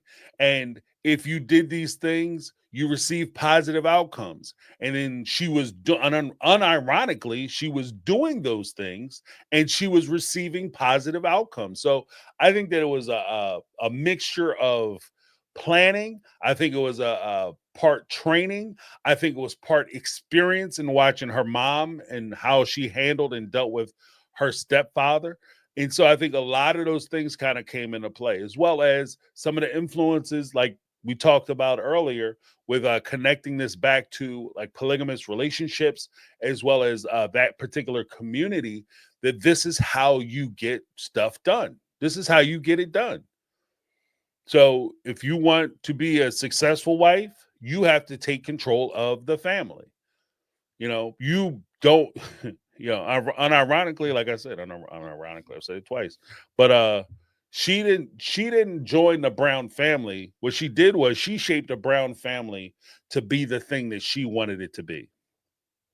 And she'll catch a lot of hell because when she remolded the family, there were other people in the family. When she balled it up and then turned it into something else, there were other people who were present, and she didn't give a shit. So, but I think that that's all part of, again, her experience, training, and her intention. So I'm right there with you, Susan Alexander. Next up, we have Anne. Hi, James. This is Ann again. Just wanted to make 3 points after watching the latest Sister Wives episode. One is Cody continuously saying that he's ridding his life of toxic people when he's talking about his 3 ex-wives and his children with the 3 ex-wives. I think that is very disrespectful, and it's the reason why many of his children do not want a relationship with him. And him saying this, especially about women who he stole from and verbally abused for years, is beyond disgusting. 2 is Robyn's the Sister Wives Closet website. The website is still up and you can actually still make purchases to this day. So at this point, Robyn is openly committing fraud, knowingly committing fraud by having a website up that you can make purchases on when she's not going to be able to fulfill those purchases. Or is she even, I hope she's refunding people their money. But that website needs to be deactivated ASAP. And 2, Janelle is really disappointing me, because Christine is telling us how Cody has been mistreating her, Janelle, and even Mary. But every time you go back to Janelle and account for a story that Christine is saying, she brushes it off like, oh, it's nothing. Oh, yes, I wanted to go on vacation. He didn't want to go with me, so I went by myself. That should have been shown on the show, and you should tell your real feelings of how you felt, how your husband has not been supporting you for all these years. Mm, mm. Well, in order, 1, I agree. 2, I agree. Like the weird part about, like, especially with uh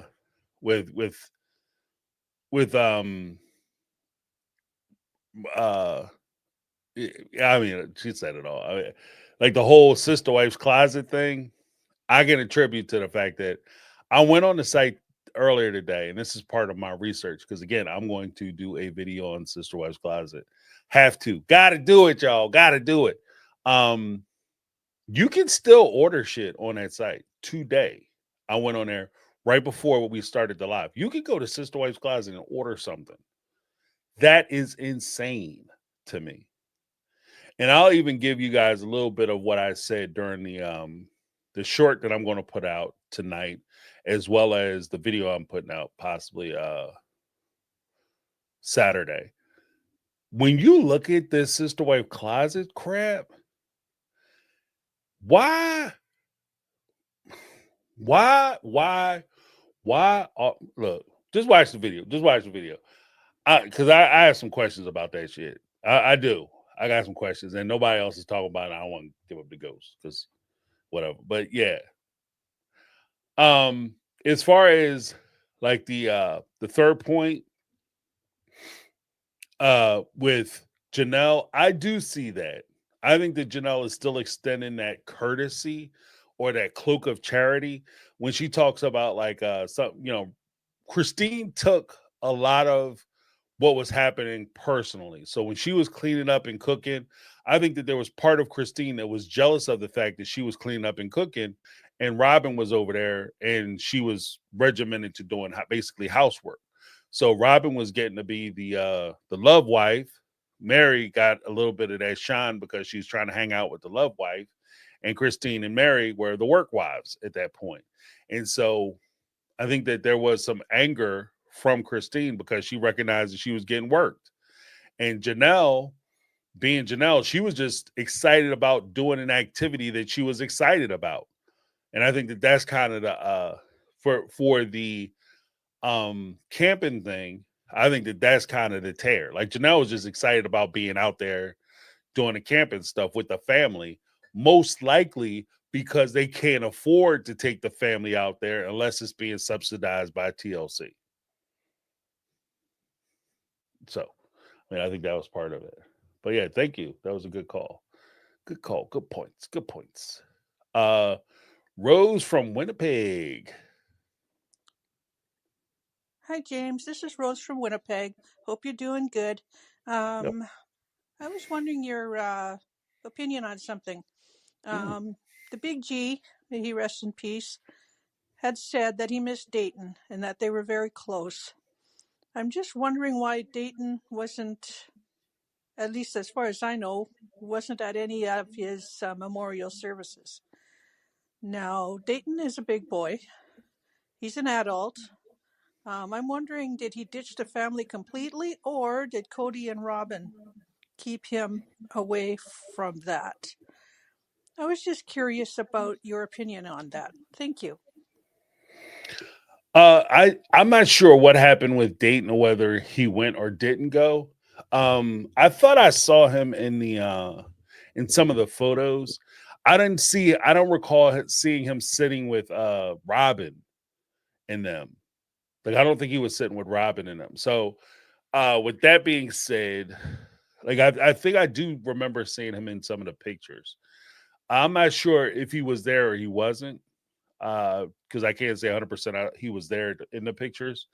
But I can see a scenario where I don't know. I don't know why he wouldn't show up.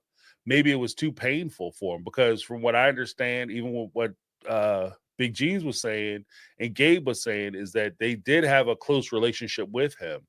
So if he felt the same way, it might have just been too painful for him to go. Like I understand that like not everybody I just want to be sympathetic that not everybody mourns the same way.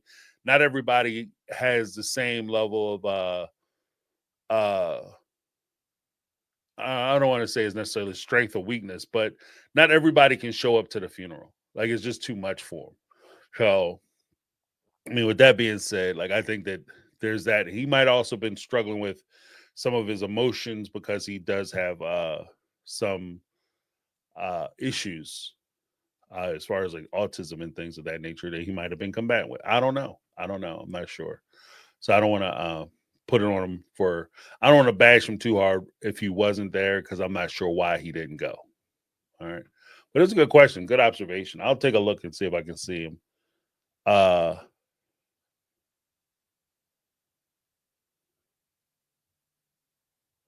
You know, I just because I know that they were close. So again, I'm not. If somebody doesn't show up to the funeral, not everybody can do funerals. Let's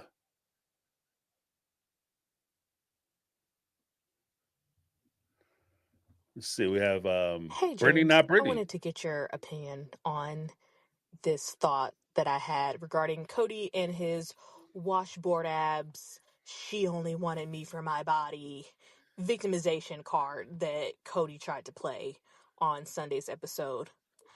I think that Robyn really had and still has a problem with the nature of Cody and Janelle's relationship because high key, according to Janelle and Cody, they were getting it in.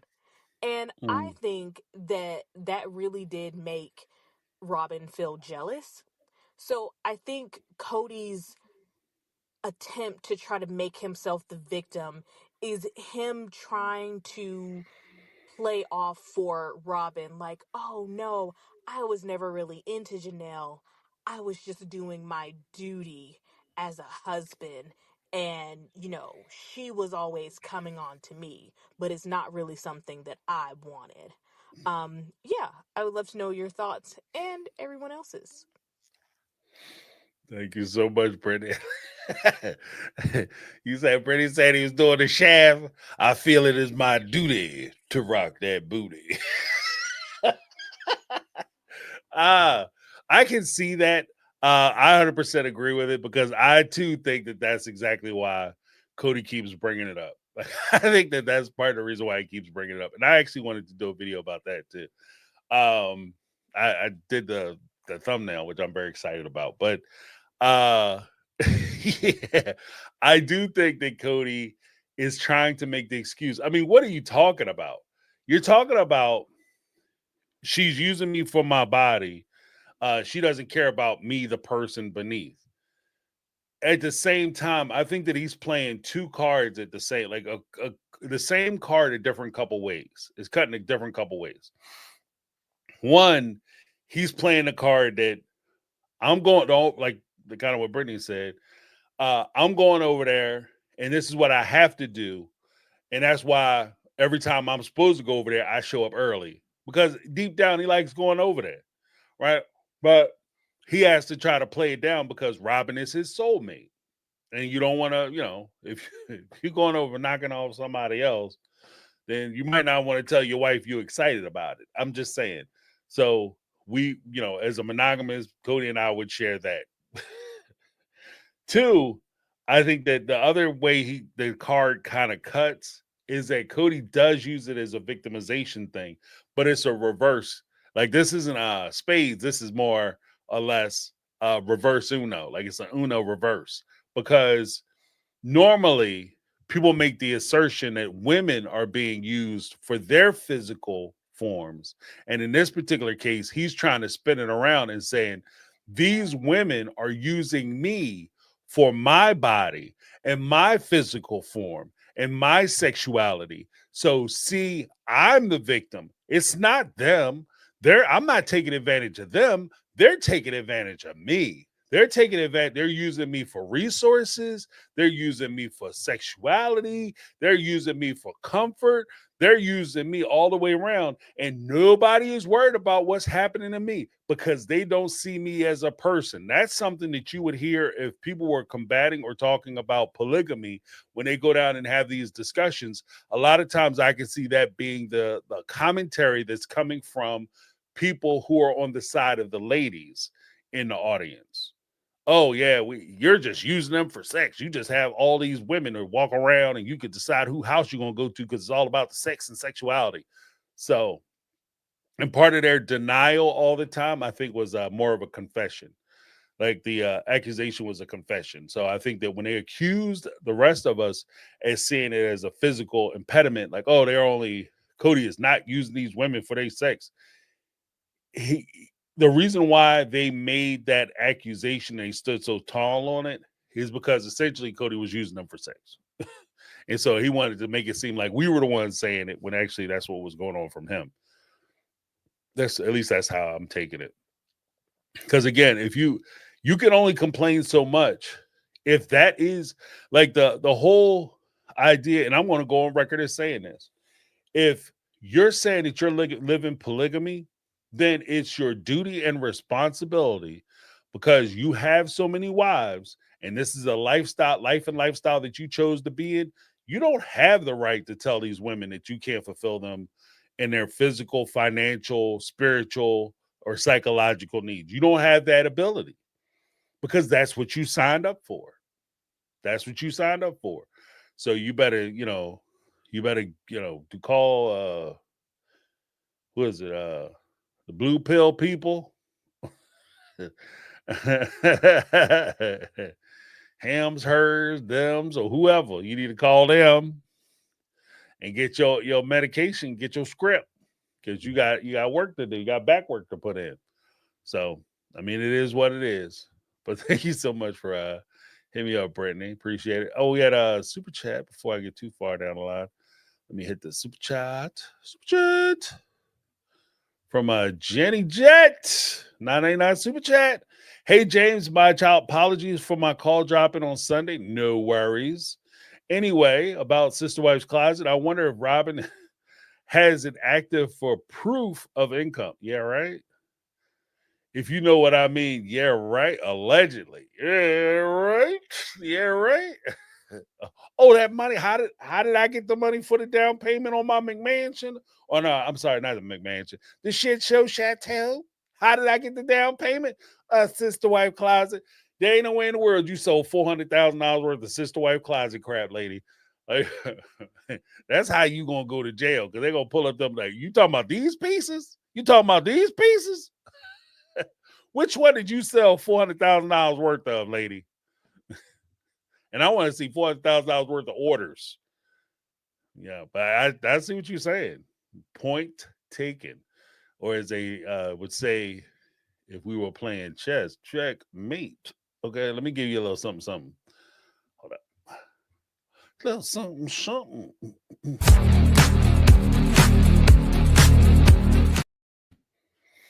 Let me get it a little longer.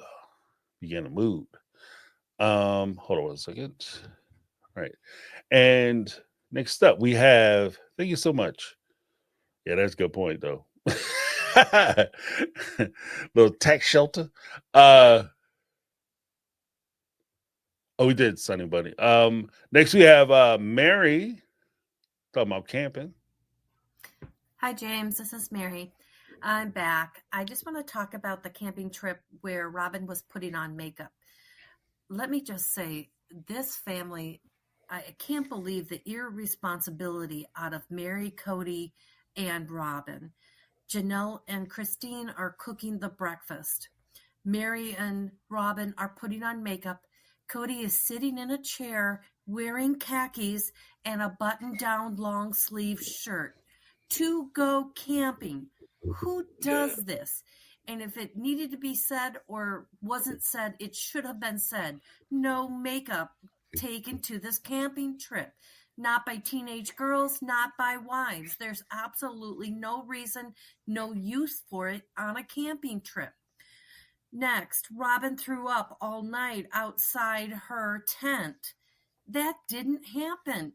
If that happened, then Cody would have had to take shovels full and go and move it or go bury it or move the whole campsite.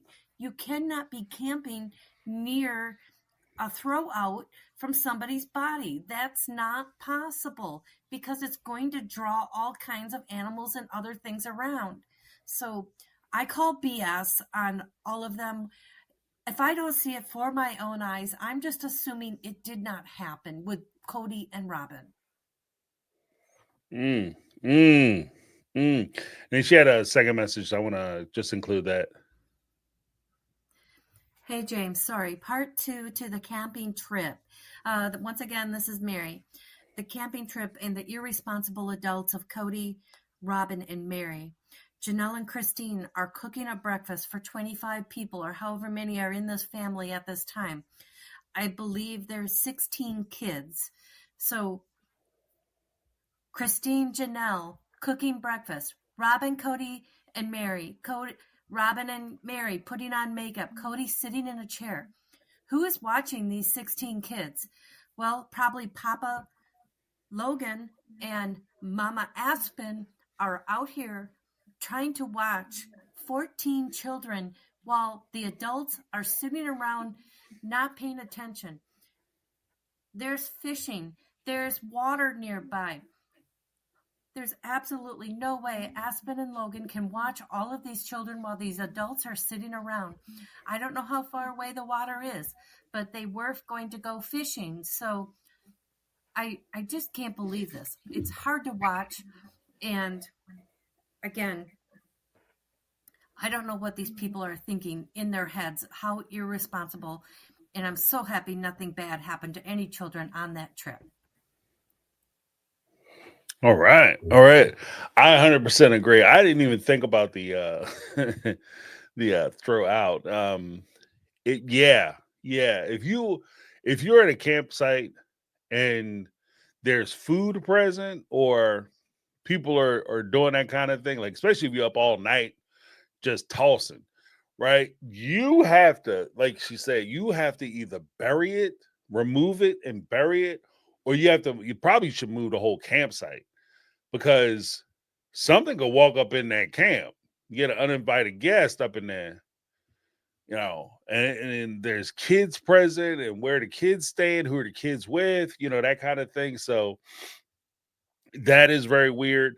The fact that they were dressed up again, I think that's just more or less reflective of the fact that they knew they were going to be on TV and they wanted to style for TV. Cody, for the most part, all the way through up, there was a long time that Cody would always have on a button-down shirt.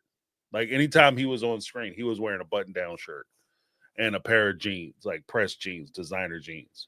Like he would never show up on a show. Like I remember they were out there doing, I think it was in the first season, they had a family in Lehigh, and that's when little Gabe Gabe was tired of picking up the leaves or whatever, and he was like, "I ain't not gonna make it." He pretends to fall out or whatever. Funny.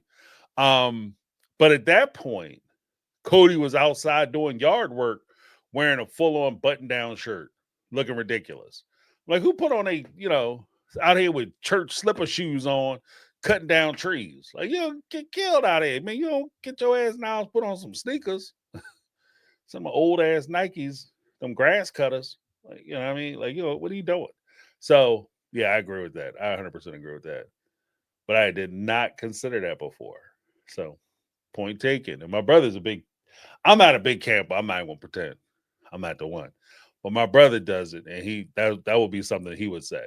Is that you need to anything like that, food or anything like that, has to be put out, put up, or whatever, because you do not want any of the animals or critters smelling that, because you will have a bad time. Especially like she said, with little kids and stuff running around the campground.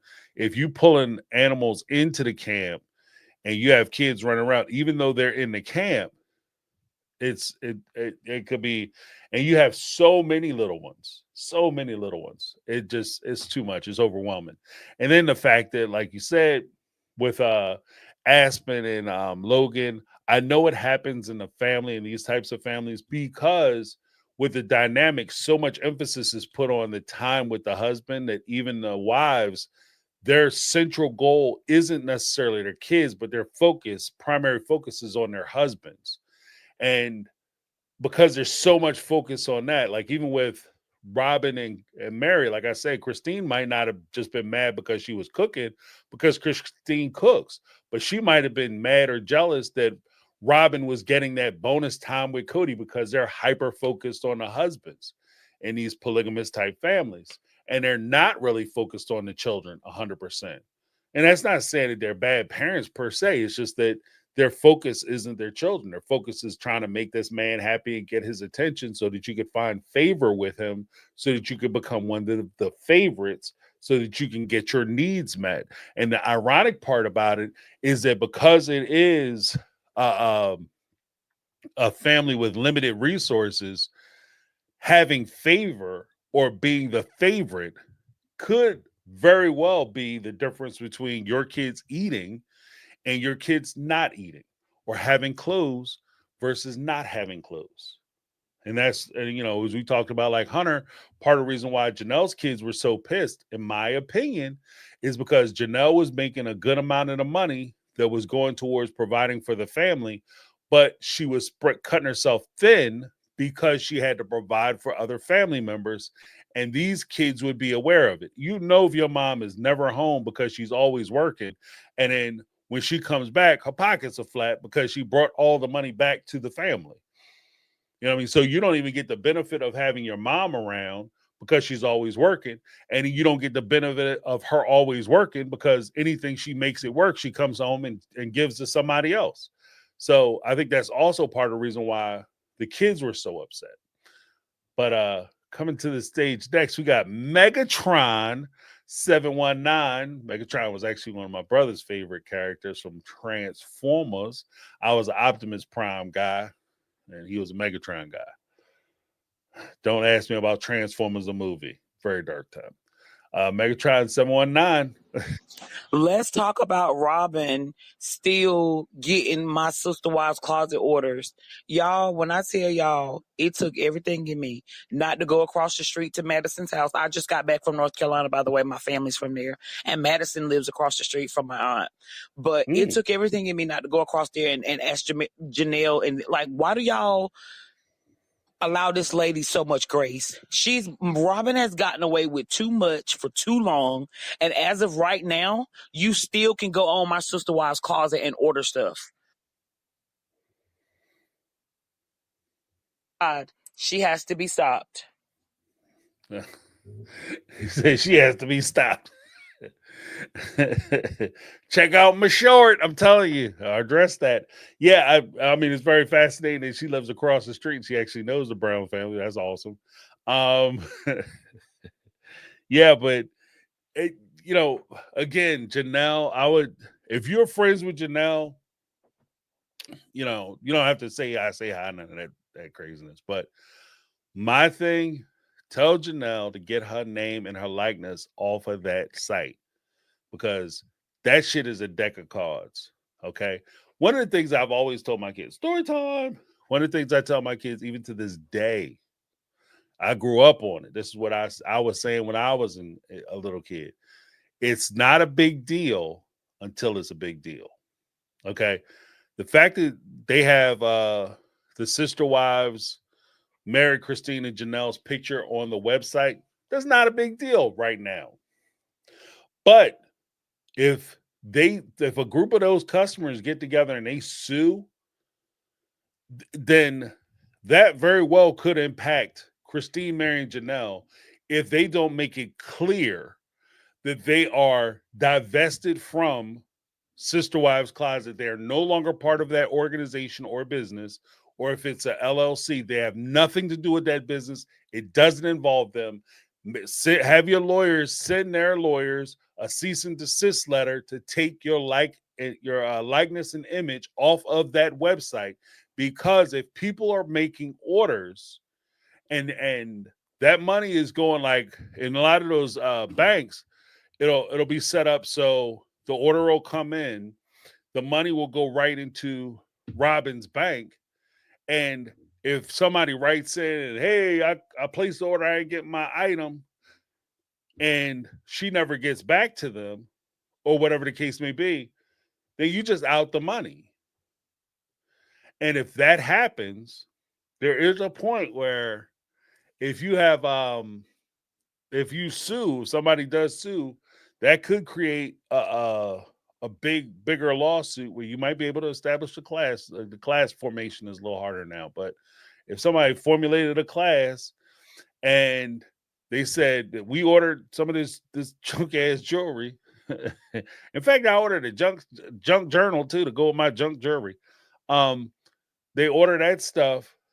They can not only seek compensation, but they can seek punitive damages. For instance, compensatory damages when you sue and you're basically giving back your money to be made whole. Like, so for instance, if you fall down somewhere, you might get medical paid for, your medical bills taken care of. You might get your loss of wages. If you miss work, you get your money for work. So that will be compensatory. They're trying to make you whole. Husbands and wives, they might be able to sue for loss of consortium, meaning that they lose companionship with their partner. On the other side of that damage chart, you could have another column. You have compensatory, then you have punitive damages. Now, when you talk about lawsuits, the compensatory damages will make you whole. You'll be paid back for anything you're out of pocket for. Punitive damages? Oh my shit. Compensatory damages could be like, oh, I only have I started out presumably with 100% of use of my knee, fell down, and I'm down to like 85%. They might say, we're going to pay you for the difference with some magic number to pay you for the loss of mobility in your knee. compensatory. Punitive, you knew that shit was slippery. You didn't do anything about it. So therefore, as a jury or a juror, the judge, I'm going to punish you for not doing XYZ, which led to this person being hurt or having damages. In this particular case, in cases of fraud and things of that nature, you could get your money back, and then you could be awarded what's called treble damages or triple the cost of said items as a punitive punitive recourse. So in that particular instance, say you bought a necklace for $300, you get your $300 back for purchase of that necklace, then you turn around and you get an additional $900 back for the punitive aspect, because she knew what she was doing and she full on should have took down the site. She should have disabled the cart if she kept the site up, and she should have let you know that you can't order this stuff. And if you did order this stuff, she should have sent you your money back because she had no intention of sending you those items. Right? Do you have the stock? No, I don't have the stock. If you do have the stock, why didn't you send it? If you don't have the stock, it's clear why you didn't send it. Why would you take money for something that you don't have? Punitive damages. So in that particular case, for each instance, if they bought $300 worth of a piece of jewelry, they could walk away with $1,200 easy. And if you multiply that out by however many people who bought things, you could be looking at a good sum of money, you know? So with that being said, and that also has the propensity to possibly damage somebody's brand because you're tied into a fraud case. Janelle is making a good amount of money off of that Taida Farms like shirt sale and online sales. You don't want to be tied to a site that is defrauding people. Just saying. So you don't have to tell her it's from me, but just tell Janelle to look into getting her face and image removed from that site, having them take the site down. I mean, Robyn has her face plastered all over that damn thing. Let her take control of it. It's your baby. Don't pull me into it. I don't have nothing to do with it. You're not getting any profit from it. Don't put yourself at risk for it. Full on. And, I know Janelle likes to be nice and she doesn't like to create waves and all that, but don't be at the tail end of the FIFO equation. You fool around and you're about to find out. Don't be on the find out end of that equation. That's all I'm saying. So,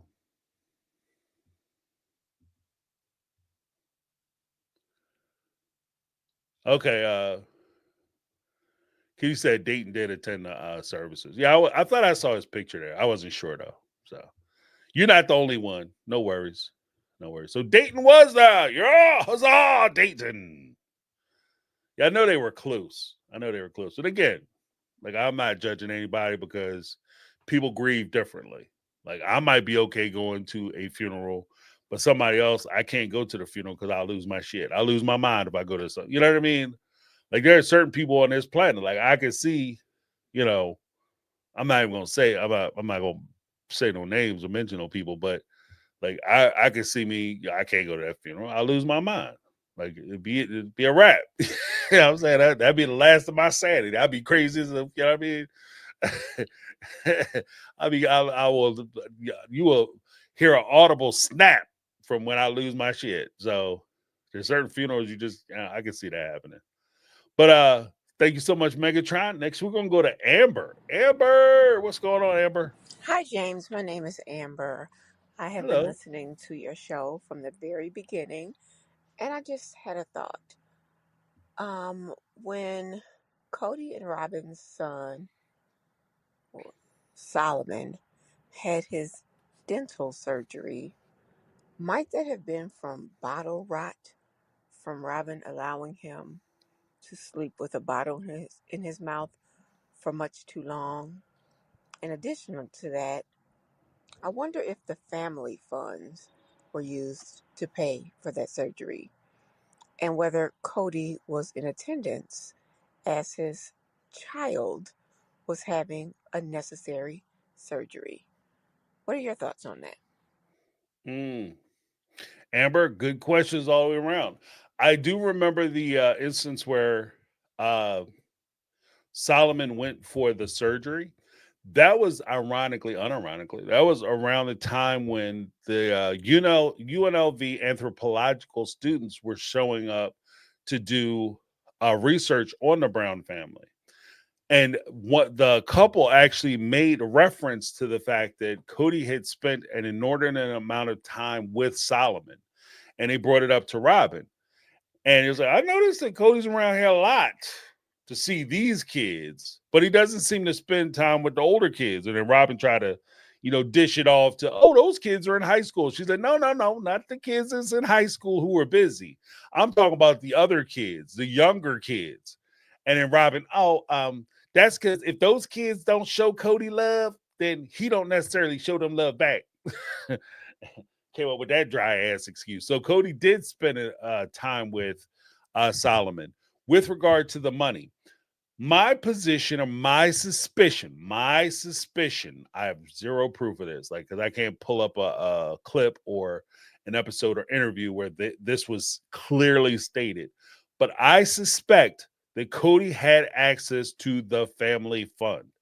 And if he wanted Robyn to take care of the family fund, all he would have to really do is get Robyn to pay for the orthodontic surgery, right? So you have her pay for that out of pocket. Then she just doesn't make certain other household bills. And then Cody could step in with the family fund and cover those bills. So basically, in that particular instance, you're just basically doing a shell game with the money. So instead of Robyn paying for the surgery herself, she just pays something else, pays for the surgery and doesn't pay for something else. And then Cody steps in as the family patriarch and say, oh, that has to be paid for Robyn. That has to be taken care of. We can't not make the mortgage payment, because then we'll lose ownership of the cul-de-sac and that won't be right. So I will pay that out of the family fund. And I think that that's how Robyn kind of sidesteps it. Because even as Christine mentioned, Cody and Robyn have always operated as a couple. So if you're married to the guy who has access to the family fund, then you also have access to the family fund by default, because the other half of your coupling has access to a bank of money. So I think that that's how they ran it. But those are good questions. Let me know if you guys agree or disagree with what I'm saying in the chat. Thank you so much, Amber. Next up, we have Audrey. Hey, James, long-time listener, first time calling. Welcome. I am just calling because I have to make it known that everything that Robyn was saying on this past episode, I wanted to legitimately fight her. Like, not validating any of the women on the camping trip, just the way she was speaking about Mary.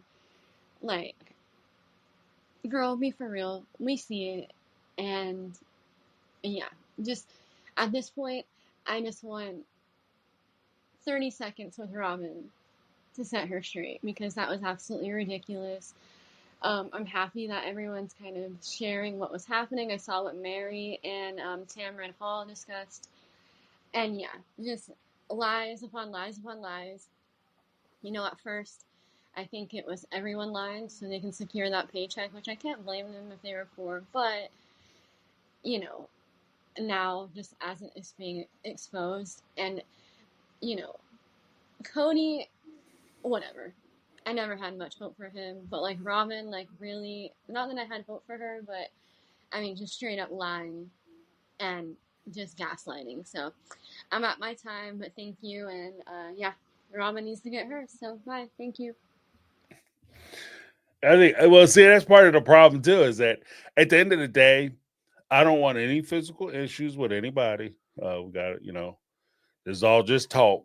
But I think that one of the struggles that a lot of the fan base has when it comes to Robyn and Cody is that there's no defined time in which they're actually going to have their comeuppance.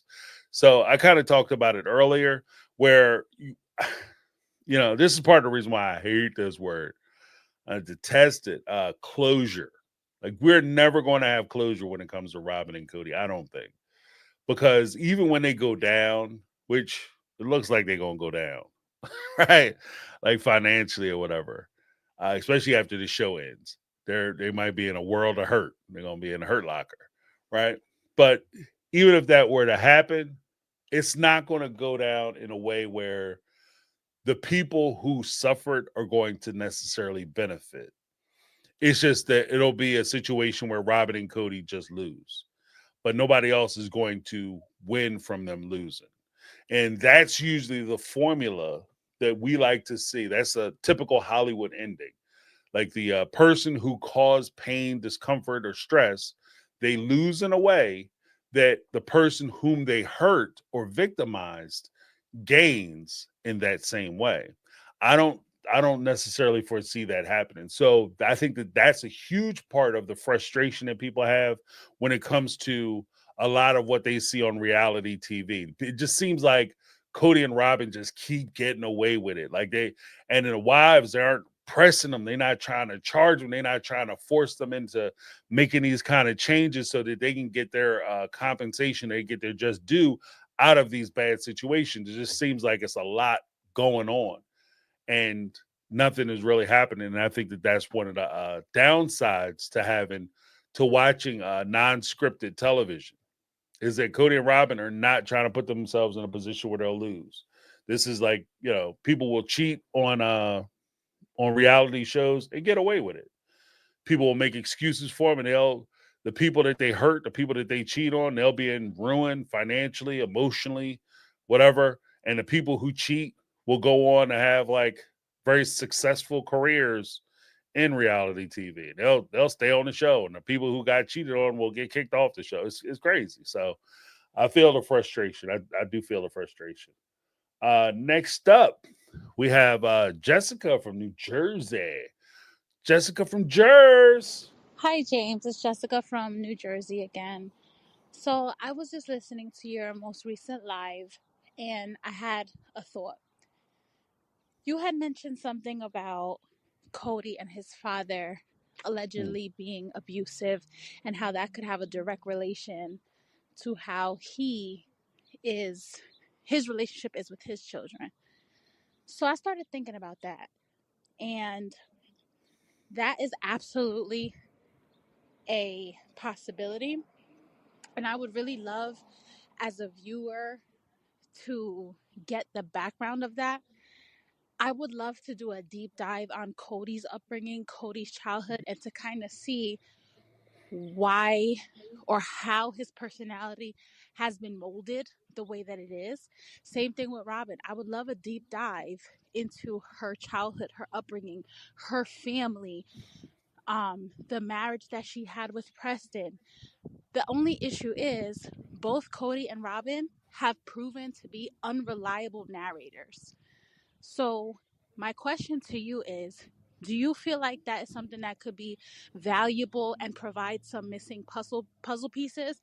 And if so, how do you think we can go about finding those things out in a truthful way?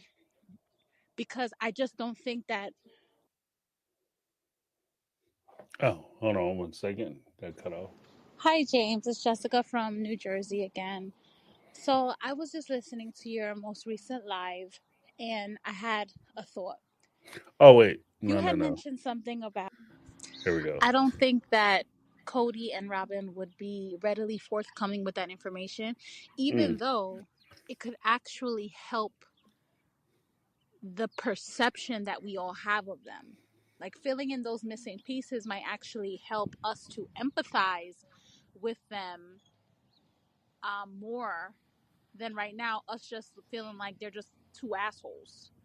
So, I don't think that they would be forthcoming with that information at all, but I feel like it would be valuable. Like, do a deep dive on how did Cody get to this point? What has happened to him? And not blaming the OG3. No. Let's go before that. What has happened to you that has made you the way that you are? What made you even look into this religion? What made you even interested in this lifestyle? What made you feel like having all of these kids was going to be the best thing for you? What made you feel like it was okay when you did find the love of your life? What made you feel like it was okay for you to con and trick and disregard these women so easily? Like, what? How did you get here?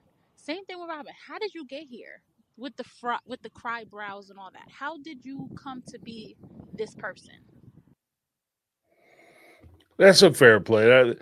I think overall the big question is, would it give depth of character if we understood what the Cody and Robyn went through when they were younger? Absolutely. I think that it would actually flesh them out and actually make them more human. I think that if they actually wanted to have a reality TV career after Sister Wives, that it would have to focus on something, the realness of their situation, why they are who they are, and how things transpired to turn them into give rise to these situations and for their reactions to be as they are in these situations. The unfortunate part of it is that something that Jessica brought up is that I don't think that they are, what did she say? They're not reliable truth tellers. They're liars. So you guys are so dishonest. I don't think I could trust anything you say. So therefore, any information you provide would be invalidated by the simple fact that you are so dishonest. And because of that case, there might not be any real value to have. But I think that you can make the argument. Like, the question was asked, how did Cody get involved with the religion when he was away on his according to him, when he was away on his mission? He came back, or while he was away, his parents had converted to the AUB religion, the fundamental end of Mormonism, which allowed for polygamy. When he returned, they were already involved in that faith. So he was encouraged to do it by his father's involvement, his mom's involvement, and their testimony. And then at that point, he joined the faith, or started pursuing the faith, and he met Mary's dad, and that kind of set off another chain of events. So, I mean, you could see how the family came together and some of the dynamics. And then, of course, there's the reality of there being a huge difference between understanding and watching and witnessing polygamy as a third party, as an outsider, or even as a child, and then actually trying to practice polygamy. There's a huge gap between those two things. Like, I could watch, people play basketball all day, or skeet shoot, or fence, or dive off of cliffs all day. I can watch people cliff dive all day. That doesn't mean I know how to do it.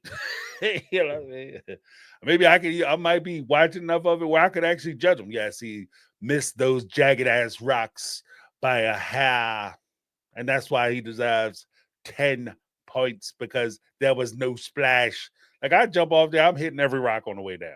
You understand what I mean? So I think that there's a big difference, and that can't be ignored, especially when it comes to Robyn and Cody and their participation in polygamy, and more to the point, their failures in their approach to polygamy.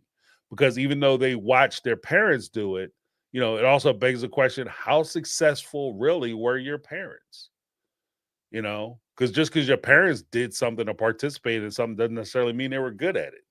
So I think that that's also part of it. And that's stuff that would be very interesting. But unfortunately, I don't think Cody or Robyn have the bandwidth to tell the truth when it comes to it, nor do I think they have the interest to tell the truth, because it would actually make them, they see it as that those issues, those topics, those subjects matters as making them look bad. But I think that those things would actually make them look more human. And it would certainly make them look better than the contrived stories and storylines and plot points that they try to push out to the audience now. All right, we got one more. You guys have hung in there. Make sure you guys give me the thumbs up. Appreciate you hanging out with me. We've had some good calls tonight, so I'm very excited about that. A lot of calls, good calls. All right. If things get too crazy, like we get too many calls, or we get a lot of calls, not too many, but we get a lot of calls, then we might split it up between like maybe Sunday night, or if I have to run another live, then I'll do that. But yeah, thank you guys so much for participating and calling in. I appreciate it. Next up, we got Janice S. She'll be my last one. The producers of Sister Wives are unrealistic or unresponsive or unsomething because Sister Wives has become so hot of a topic that people are constantly researching the things going on in these people's lives and they report it as soon as it's discovered. So then why wait years to show what they have recorded? It's crazy, and it's going to be the end of a lot of people watching the show if they don't fix it. Now, I think that that's a fair criticism, and that's a great place to pull the plug on this particular lot. But I think that that's actually what I've been saying the whole time, is that if they don't start making some significant changes, particularly, when you are starring on this show, I know like there are actors who produce, direct, and then star in their own vehicles, like their own projects or whatever. There's a reason why that's not widely done. Actors in Hollywood make enough money where they could produce and direct their own projects. They make enough money they could do it. The reason they don't is because if you were a lawyer, they'd say any lawyer who represents himself as a fool for a client. Any actor who thinks that they can come in and direct themselves as well as other people and tell the story that they want to tell in a very selfish way will always fail, because you have to have points where you win, points where you lose, points where you're up, points when you're down. When Cody and Robyn, who have zero experience when it comes to any of these productions or anything, they don't have any education, they don't have any experience when it comes to television production. They're just people who had a camera pointed at them over the course of so many years, and they started on the show. But at no point would I say they were qualified to write their own storylines or decide what they want to film or what they want to put on television, which is illustrated by the storylines that are coming out of the Cody and Robyn camp. Like, so when get left to their own devices, they're sitting up there still bashing Christine and Janelle and talk about how hurt Cody is because these women left. These women have been gone. Okay. And it's not like you were head over heels in love with them and you couldn't control yourself because you had to be around them all the time and you were so infatuated with them and they betrayed you by leaving. You had already stopped going to see him. You sat on Christine's bed and told her, I ain't trying to come by and do the freaky dink with you no more. I want to basically be your friend. Oh my God, she doesn't want to have she don't have a she don't want to have a friendship for marriage. No. So, I mean, a lot of the stuff that they're suffering with, the things that they're going through are things that they put in motion themselves. It's your fault. It's your fault. 100% it's your fault. And aside from that, you not only don't want to take responsibility for your part in it, especially as the person who caused it, the catalyst for all this happening, but you want to turn somebody else into the victim. And when you can't make somebody else the victim, you want to talk about dumb stuff that nobody gives a shit about. Like, and that's part of the problem. Like, I can have like I think there's a place for in storylines where you're having these deep discussions for you to have the human side, show that human side of the people so that you can see why they would be fallible, why they would make these mistakes. That's their human side. They're people. They have hopes, dreams, imaginations, all separate from the storyline. But when you try to make that the storyline, I'm a person. We all know that you're a person. You don't get to participate in terrible, terrible, unforgivable things and then turn around and say, yeah, but I'm human. That doesn't do anything for anybody. If you've ever seen that, hey, yeah, I did these terrible things, but I'm a human being. Everybody's a fucking human being. What are you talking about? That doesn't mean anything. I'm human. I make mistakes. We all make mistakes, but usually my mistakes don't lead me to have 18 children or 13 children with 3 different women. That's not a mistake. That, you know what I mean? That goes beyond a damn mistake. That's a choice. So what are we talking about? You made choices, you made decisions, and now you don't like the decisions you made. So you want to sit here and say and try to receive pity from people because you don't like how your choices worked out. That's not a thing. So I think that's part of the reason why they struggle the way they do in their relationships.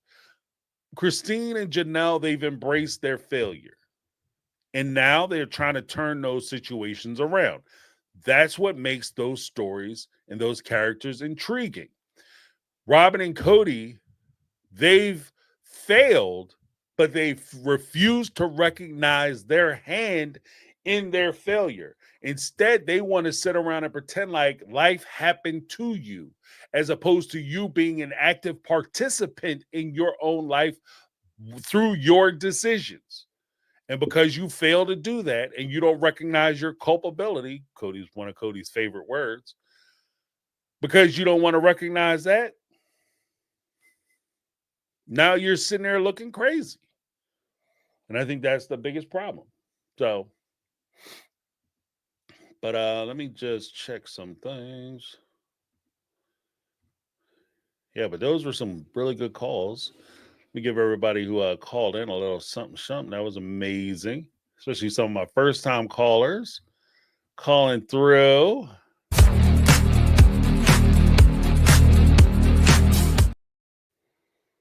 All right.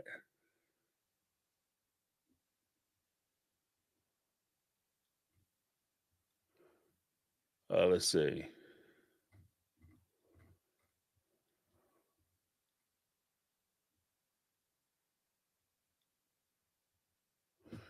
Hold on.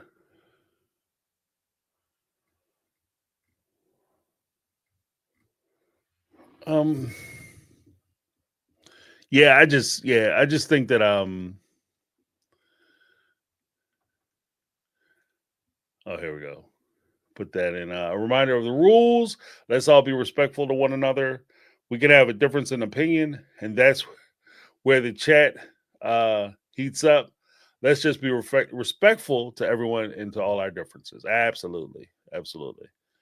Because again, we're trying to create a space where people, I mean, you know, it's a show and we all bring our own opinions to said show. And I respect other people's I respect people's difference of opinion. In fact, I've invited several times people who've supported Cody and Robyn to come on and have a conversation about that support because I just don't understand it. And I would love to see that perspective. I'm sure here's the crazy thing, guys. I'm sure there are people who are in the AUB who look at this situation and very well, there's probably a couple people and probably people just like them. And they look at Cody and Rob and be like, they did absolutely nothing wrong. That's exactly how you supposed to do the family. That's how you supposed to do polygamy, right? And we'll look at it and say, that's exactly how you're not supposed to do it. I would love to talk to those people. I want to hear why you support it, why you think that it's a good idea, why you think that approach is the correct approach. You know, there might be somebody who looks at it and say, you know, Cody's problem was the fact that he wasn't strong enough. He wasn't a polygamist or not polygamist. He wasn't a patriarch. He gave, you know, the reason why his family failed, he gave him too much freedom. He didn't have enough rules. He didn't restrict them enough. That's why the family failed. And I'm sure there are people out there with that opinion. Love to talk to you. So if you guys have your little, if you guys are in the communities, because I know we have some people from the AUB who listen to the podcast. If you know people who participate, they don't have to call in and leave their name or put their face on the camera. I just want to have the conversation because I think that it would be insightful for us to get both sides of the story. You know, I'm stand on it. Like if Cody and Robyn want to come on, I know they probably don't want to come on my show. My channel's kind of might be too small for them. But if they wanted to come on and have the conversation, I'd be willing to have a conversation with them. I mean, but please understand, whether it's Cody, Robyn, Christine, Mary, Janelle, best friend Jen, Uncle Tom, Little Henry. If you come on the show, if I hear something and I have a question on it, just be ready to answer the questions. But what we don't do, at least in this space, what I don't want to set up a precedent for, is I don't want to have a situation where you come on the show, say whatever you want to say, however you want to say it, and it goes unchallenged. I think that we deserve it to everybody who's listening and takes time out to listen, to challenge that thought. And that includes my position. So if you want to challenge something I say, you are more than welcome to challenge what I say. I'm not the person who goes through the chat logs and you disagreed with me, you son of a bitch, you out of here. Like, I'm not that person. Okay. So if you disagree with something I say, I'm willing to say I could be wrong. I could be wrong. These are my assessments. I've never had conversations with any of the Brown family members. I haven't had conversation with any of their friends. The closest person I know so far to talk to them that I tertiarily had a conversation with or had contact with was Megatron, who called in. Megatron 719 said that she has a house or they're across the street in North Carolina to Maddie and Janelle. But that's not, in no way is that close to me having a conversation with them to understand where they're coming from or how they approach life or whatever. So even in that, I'm willing to have a conversation, because maybe I'll sit down and I'll be defending Janelle, sit here talk about Janelle, and Janelle might be like, James, you got it wrong. I was more than happy to give Cody my check. I liked it. You know what I mean? Because I got to look him in the face, like, who's your daddy, bitch? Cody be mad. You the daddy. You the boss, Janelle.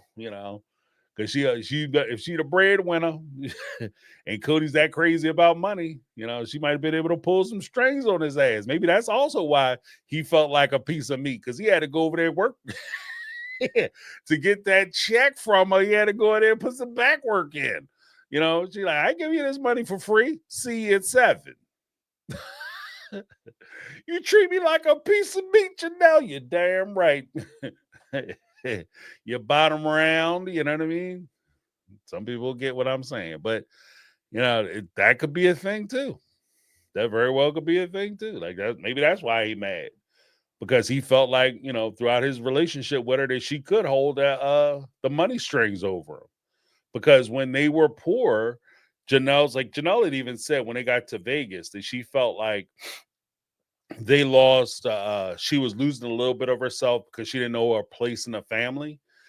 And I think part of the reason why, my suspicion, is she felt like she was losing her place in the family because she was losing her financial foothold in the family, because now everybody was pretty much making the same money because they had the same contribution from TLC, because they were getting a majority of their money was coming from TLC for participating in the show. Whereas prior to the show, Janelle was going to work and she was making a lion's share of the money, because in addition to having an hourly wage, Janelle was also working overtime. If you recall what she was saying, as far as like, I could stay late at work, blah, blah, blah, blah, blah. So she was making a good amount of money. And because she was making a good amount of money and her income was critical to the family's well-being, she would have a stronger say in the family prior to Robyn coming into the family, which corresponds to the time when they started making money. Again, these are things I would love to talk to Janelle about to hammer out. But, I mean, we're not going to do foolishness. So I wouldn't do like, if you're in a polygamous marriage, you should have the same rights, or you should have rights that are codified by laws or litigation, because my pushback to that question, because I've heard her say that on the show, my pushback to that question is, I agree with you.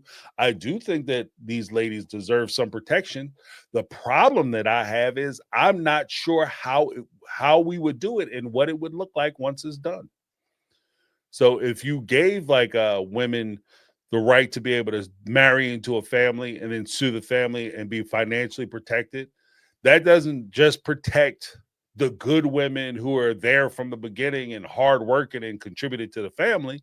That would also protect or give a foothold to women who are just coming in for financial gain, and they'll rip the guts out of the financially, they'll rip the guts out of the family. They've married Robyn married into the family, and they just had Lehigh House, and that was the only place they had, and they didn't have a TV show. If she got asked for a divorce at that point, coming in with 3 kids and responsibility that the family had, adopted the kids for whatever reason, somehow they were able to do that because she was crazy enough to do it, she'd tear that family up financially. She technically, Robyn, even with as much money as they were making from TLC, Robyn could have tore that family to pieces if she would have divorced Cody while the other women were financially connected to him. Real talk, So those are the kind of things I would love to talk to folks who have a difference of opinion about. Like, it's not enough just to come in here and, like, because I noticed that some folks have said some stuff about trolls, but it's not enough to just come in and say, oh, Cody and Robyn are good people and Janelle and Christine are horrible people. And then that's all you got. Like, come in with some tapes, because we could go, like, because I hate to say this. Well, y'all say that about Robyn and Cody, and you don't really. Yeah, look, I could go chapter and verse from season 1, episode 1, all the way through to season 19, talking about Cody and Robyn with examples of what I'm talking about, or how they dropped the ball and how they caused, calamity, discord, and disaster within the Brown family.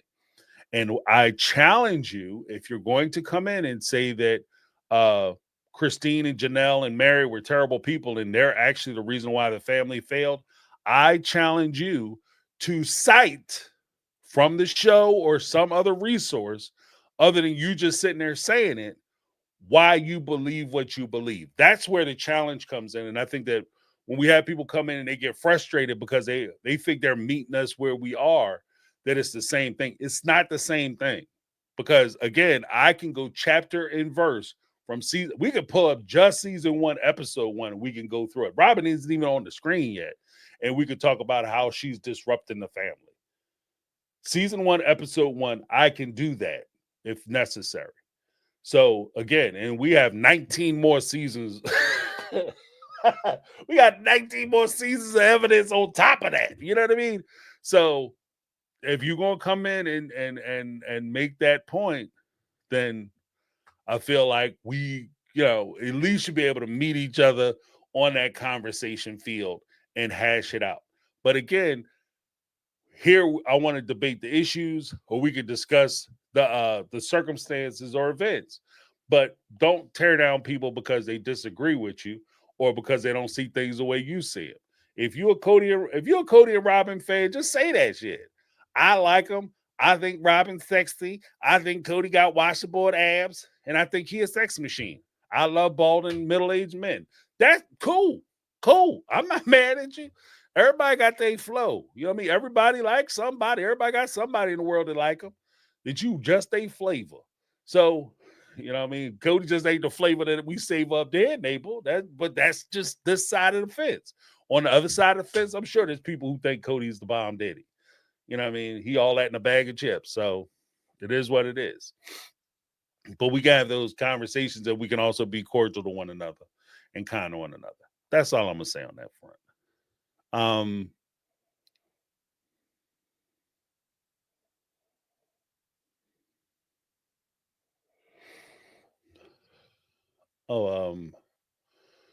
Liver issues. No, I haven't had any children with liver issues. Sorry to hear that, Alexander.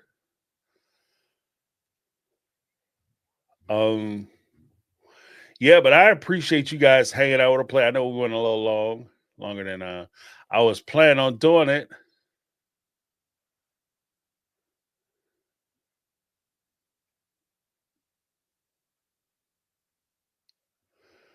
Yeah.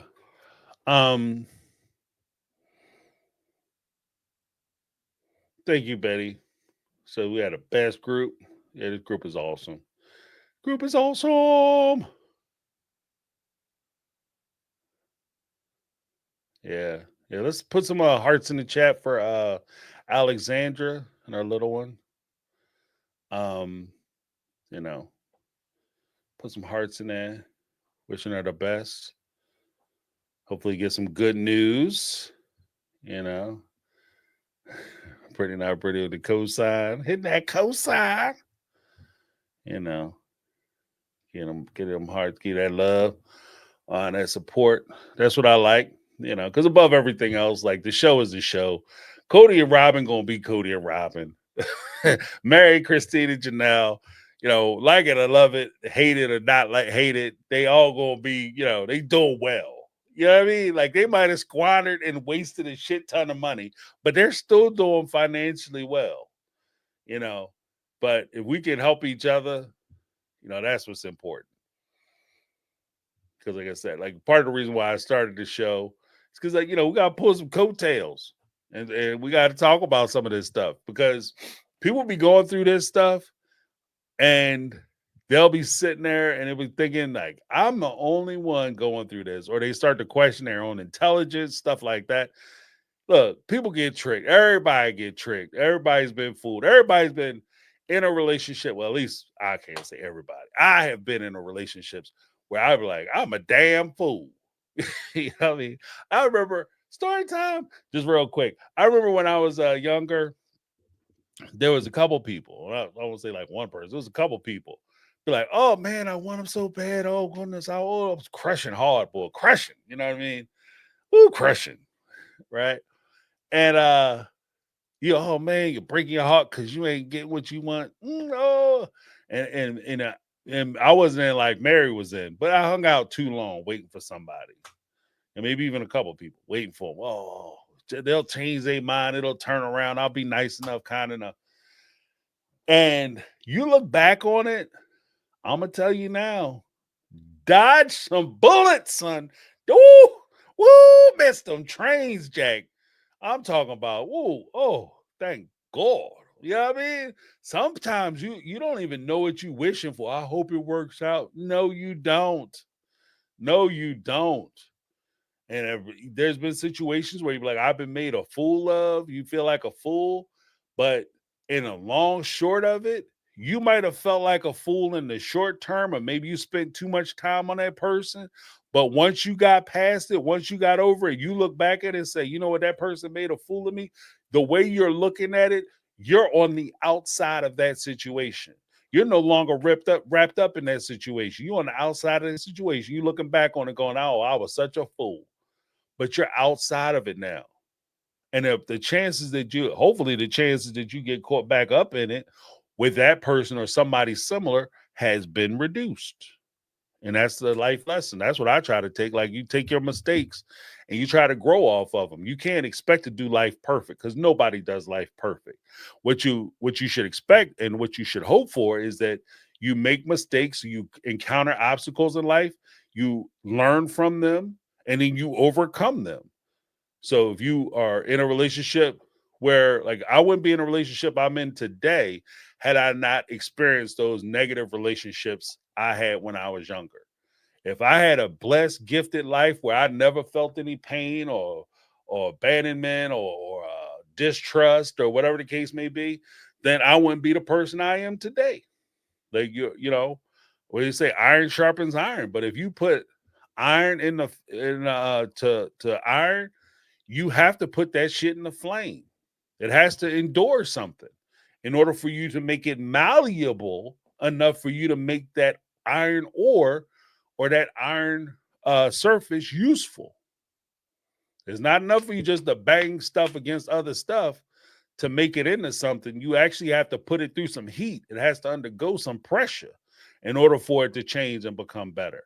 And that's where I think that part of this group is like the thing that I want to push the group to do is for us to make each other better, hold each other up. You know what I mean? Give guidance, give information, give experiences, where you can, so that we can hold each other up, prop each other up.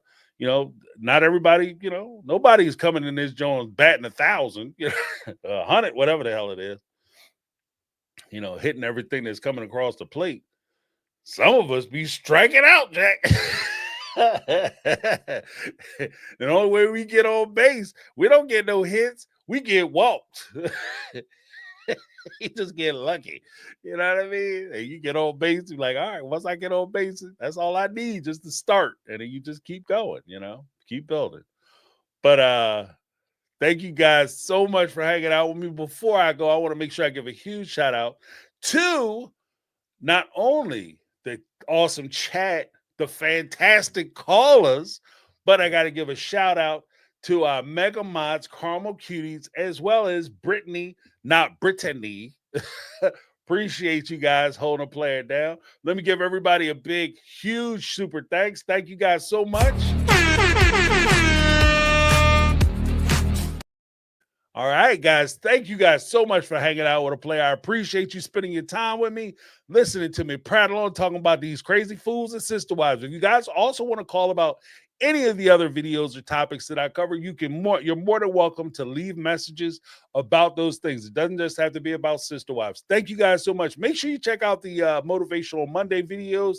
I put some good work into those, I think. And I think the messages are pretty cool. But check those out. Also, make sure you keep an eye out for the short I'm going to release now. And then I'm also going to be releasing a video tomorrow. So check those out. I got a couple videos I want to put out. Make sure you check them out. I have some 90-day stuff. I have some sister wife stuff. I might be trying to release a couple videos Friday and Saturday. So if you guys want to check them out, check them out. Sunday, maybe I'll do the 90-day. Just because I have some things I want to say, and those videos are those videos. All right, but thank you guys so much for hanging out with a player. I appreciate you. That's my take. I'm James. This has been my take on reality, and I'm out. Thank you guys so much for hanging out with me. Remember, hit me up on speakpipe.com speakpipe.com / not backslash / my take on reality. Thank you guys so much for hanging out. I'll see you later, and I'm out.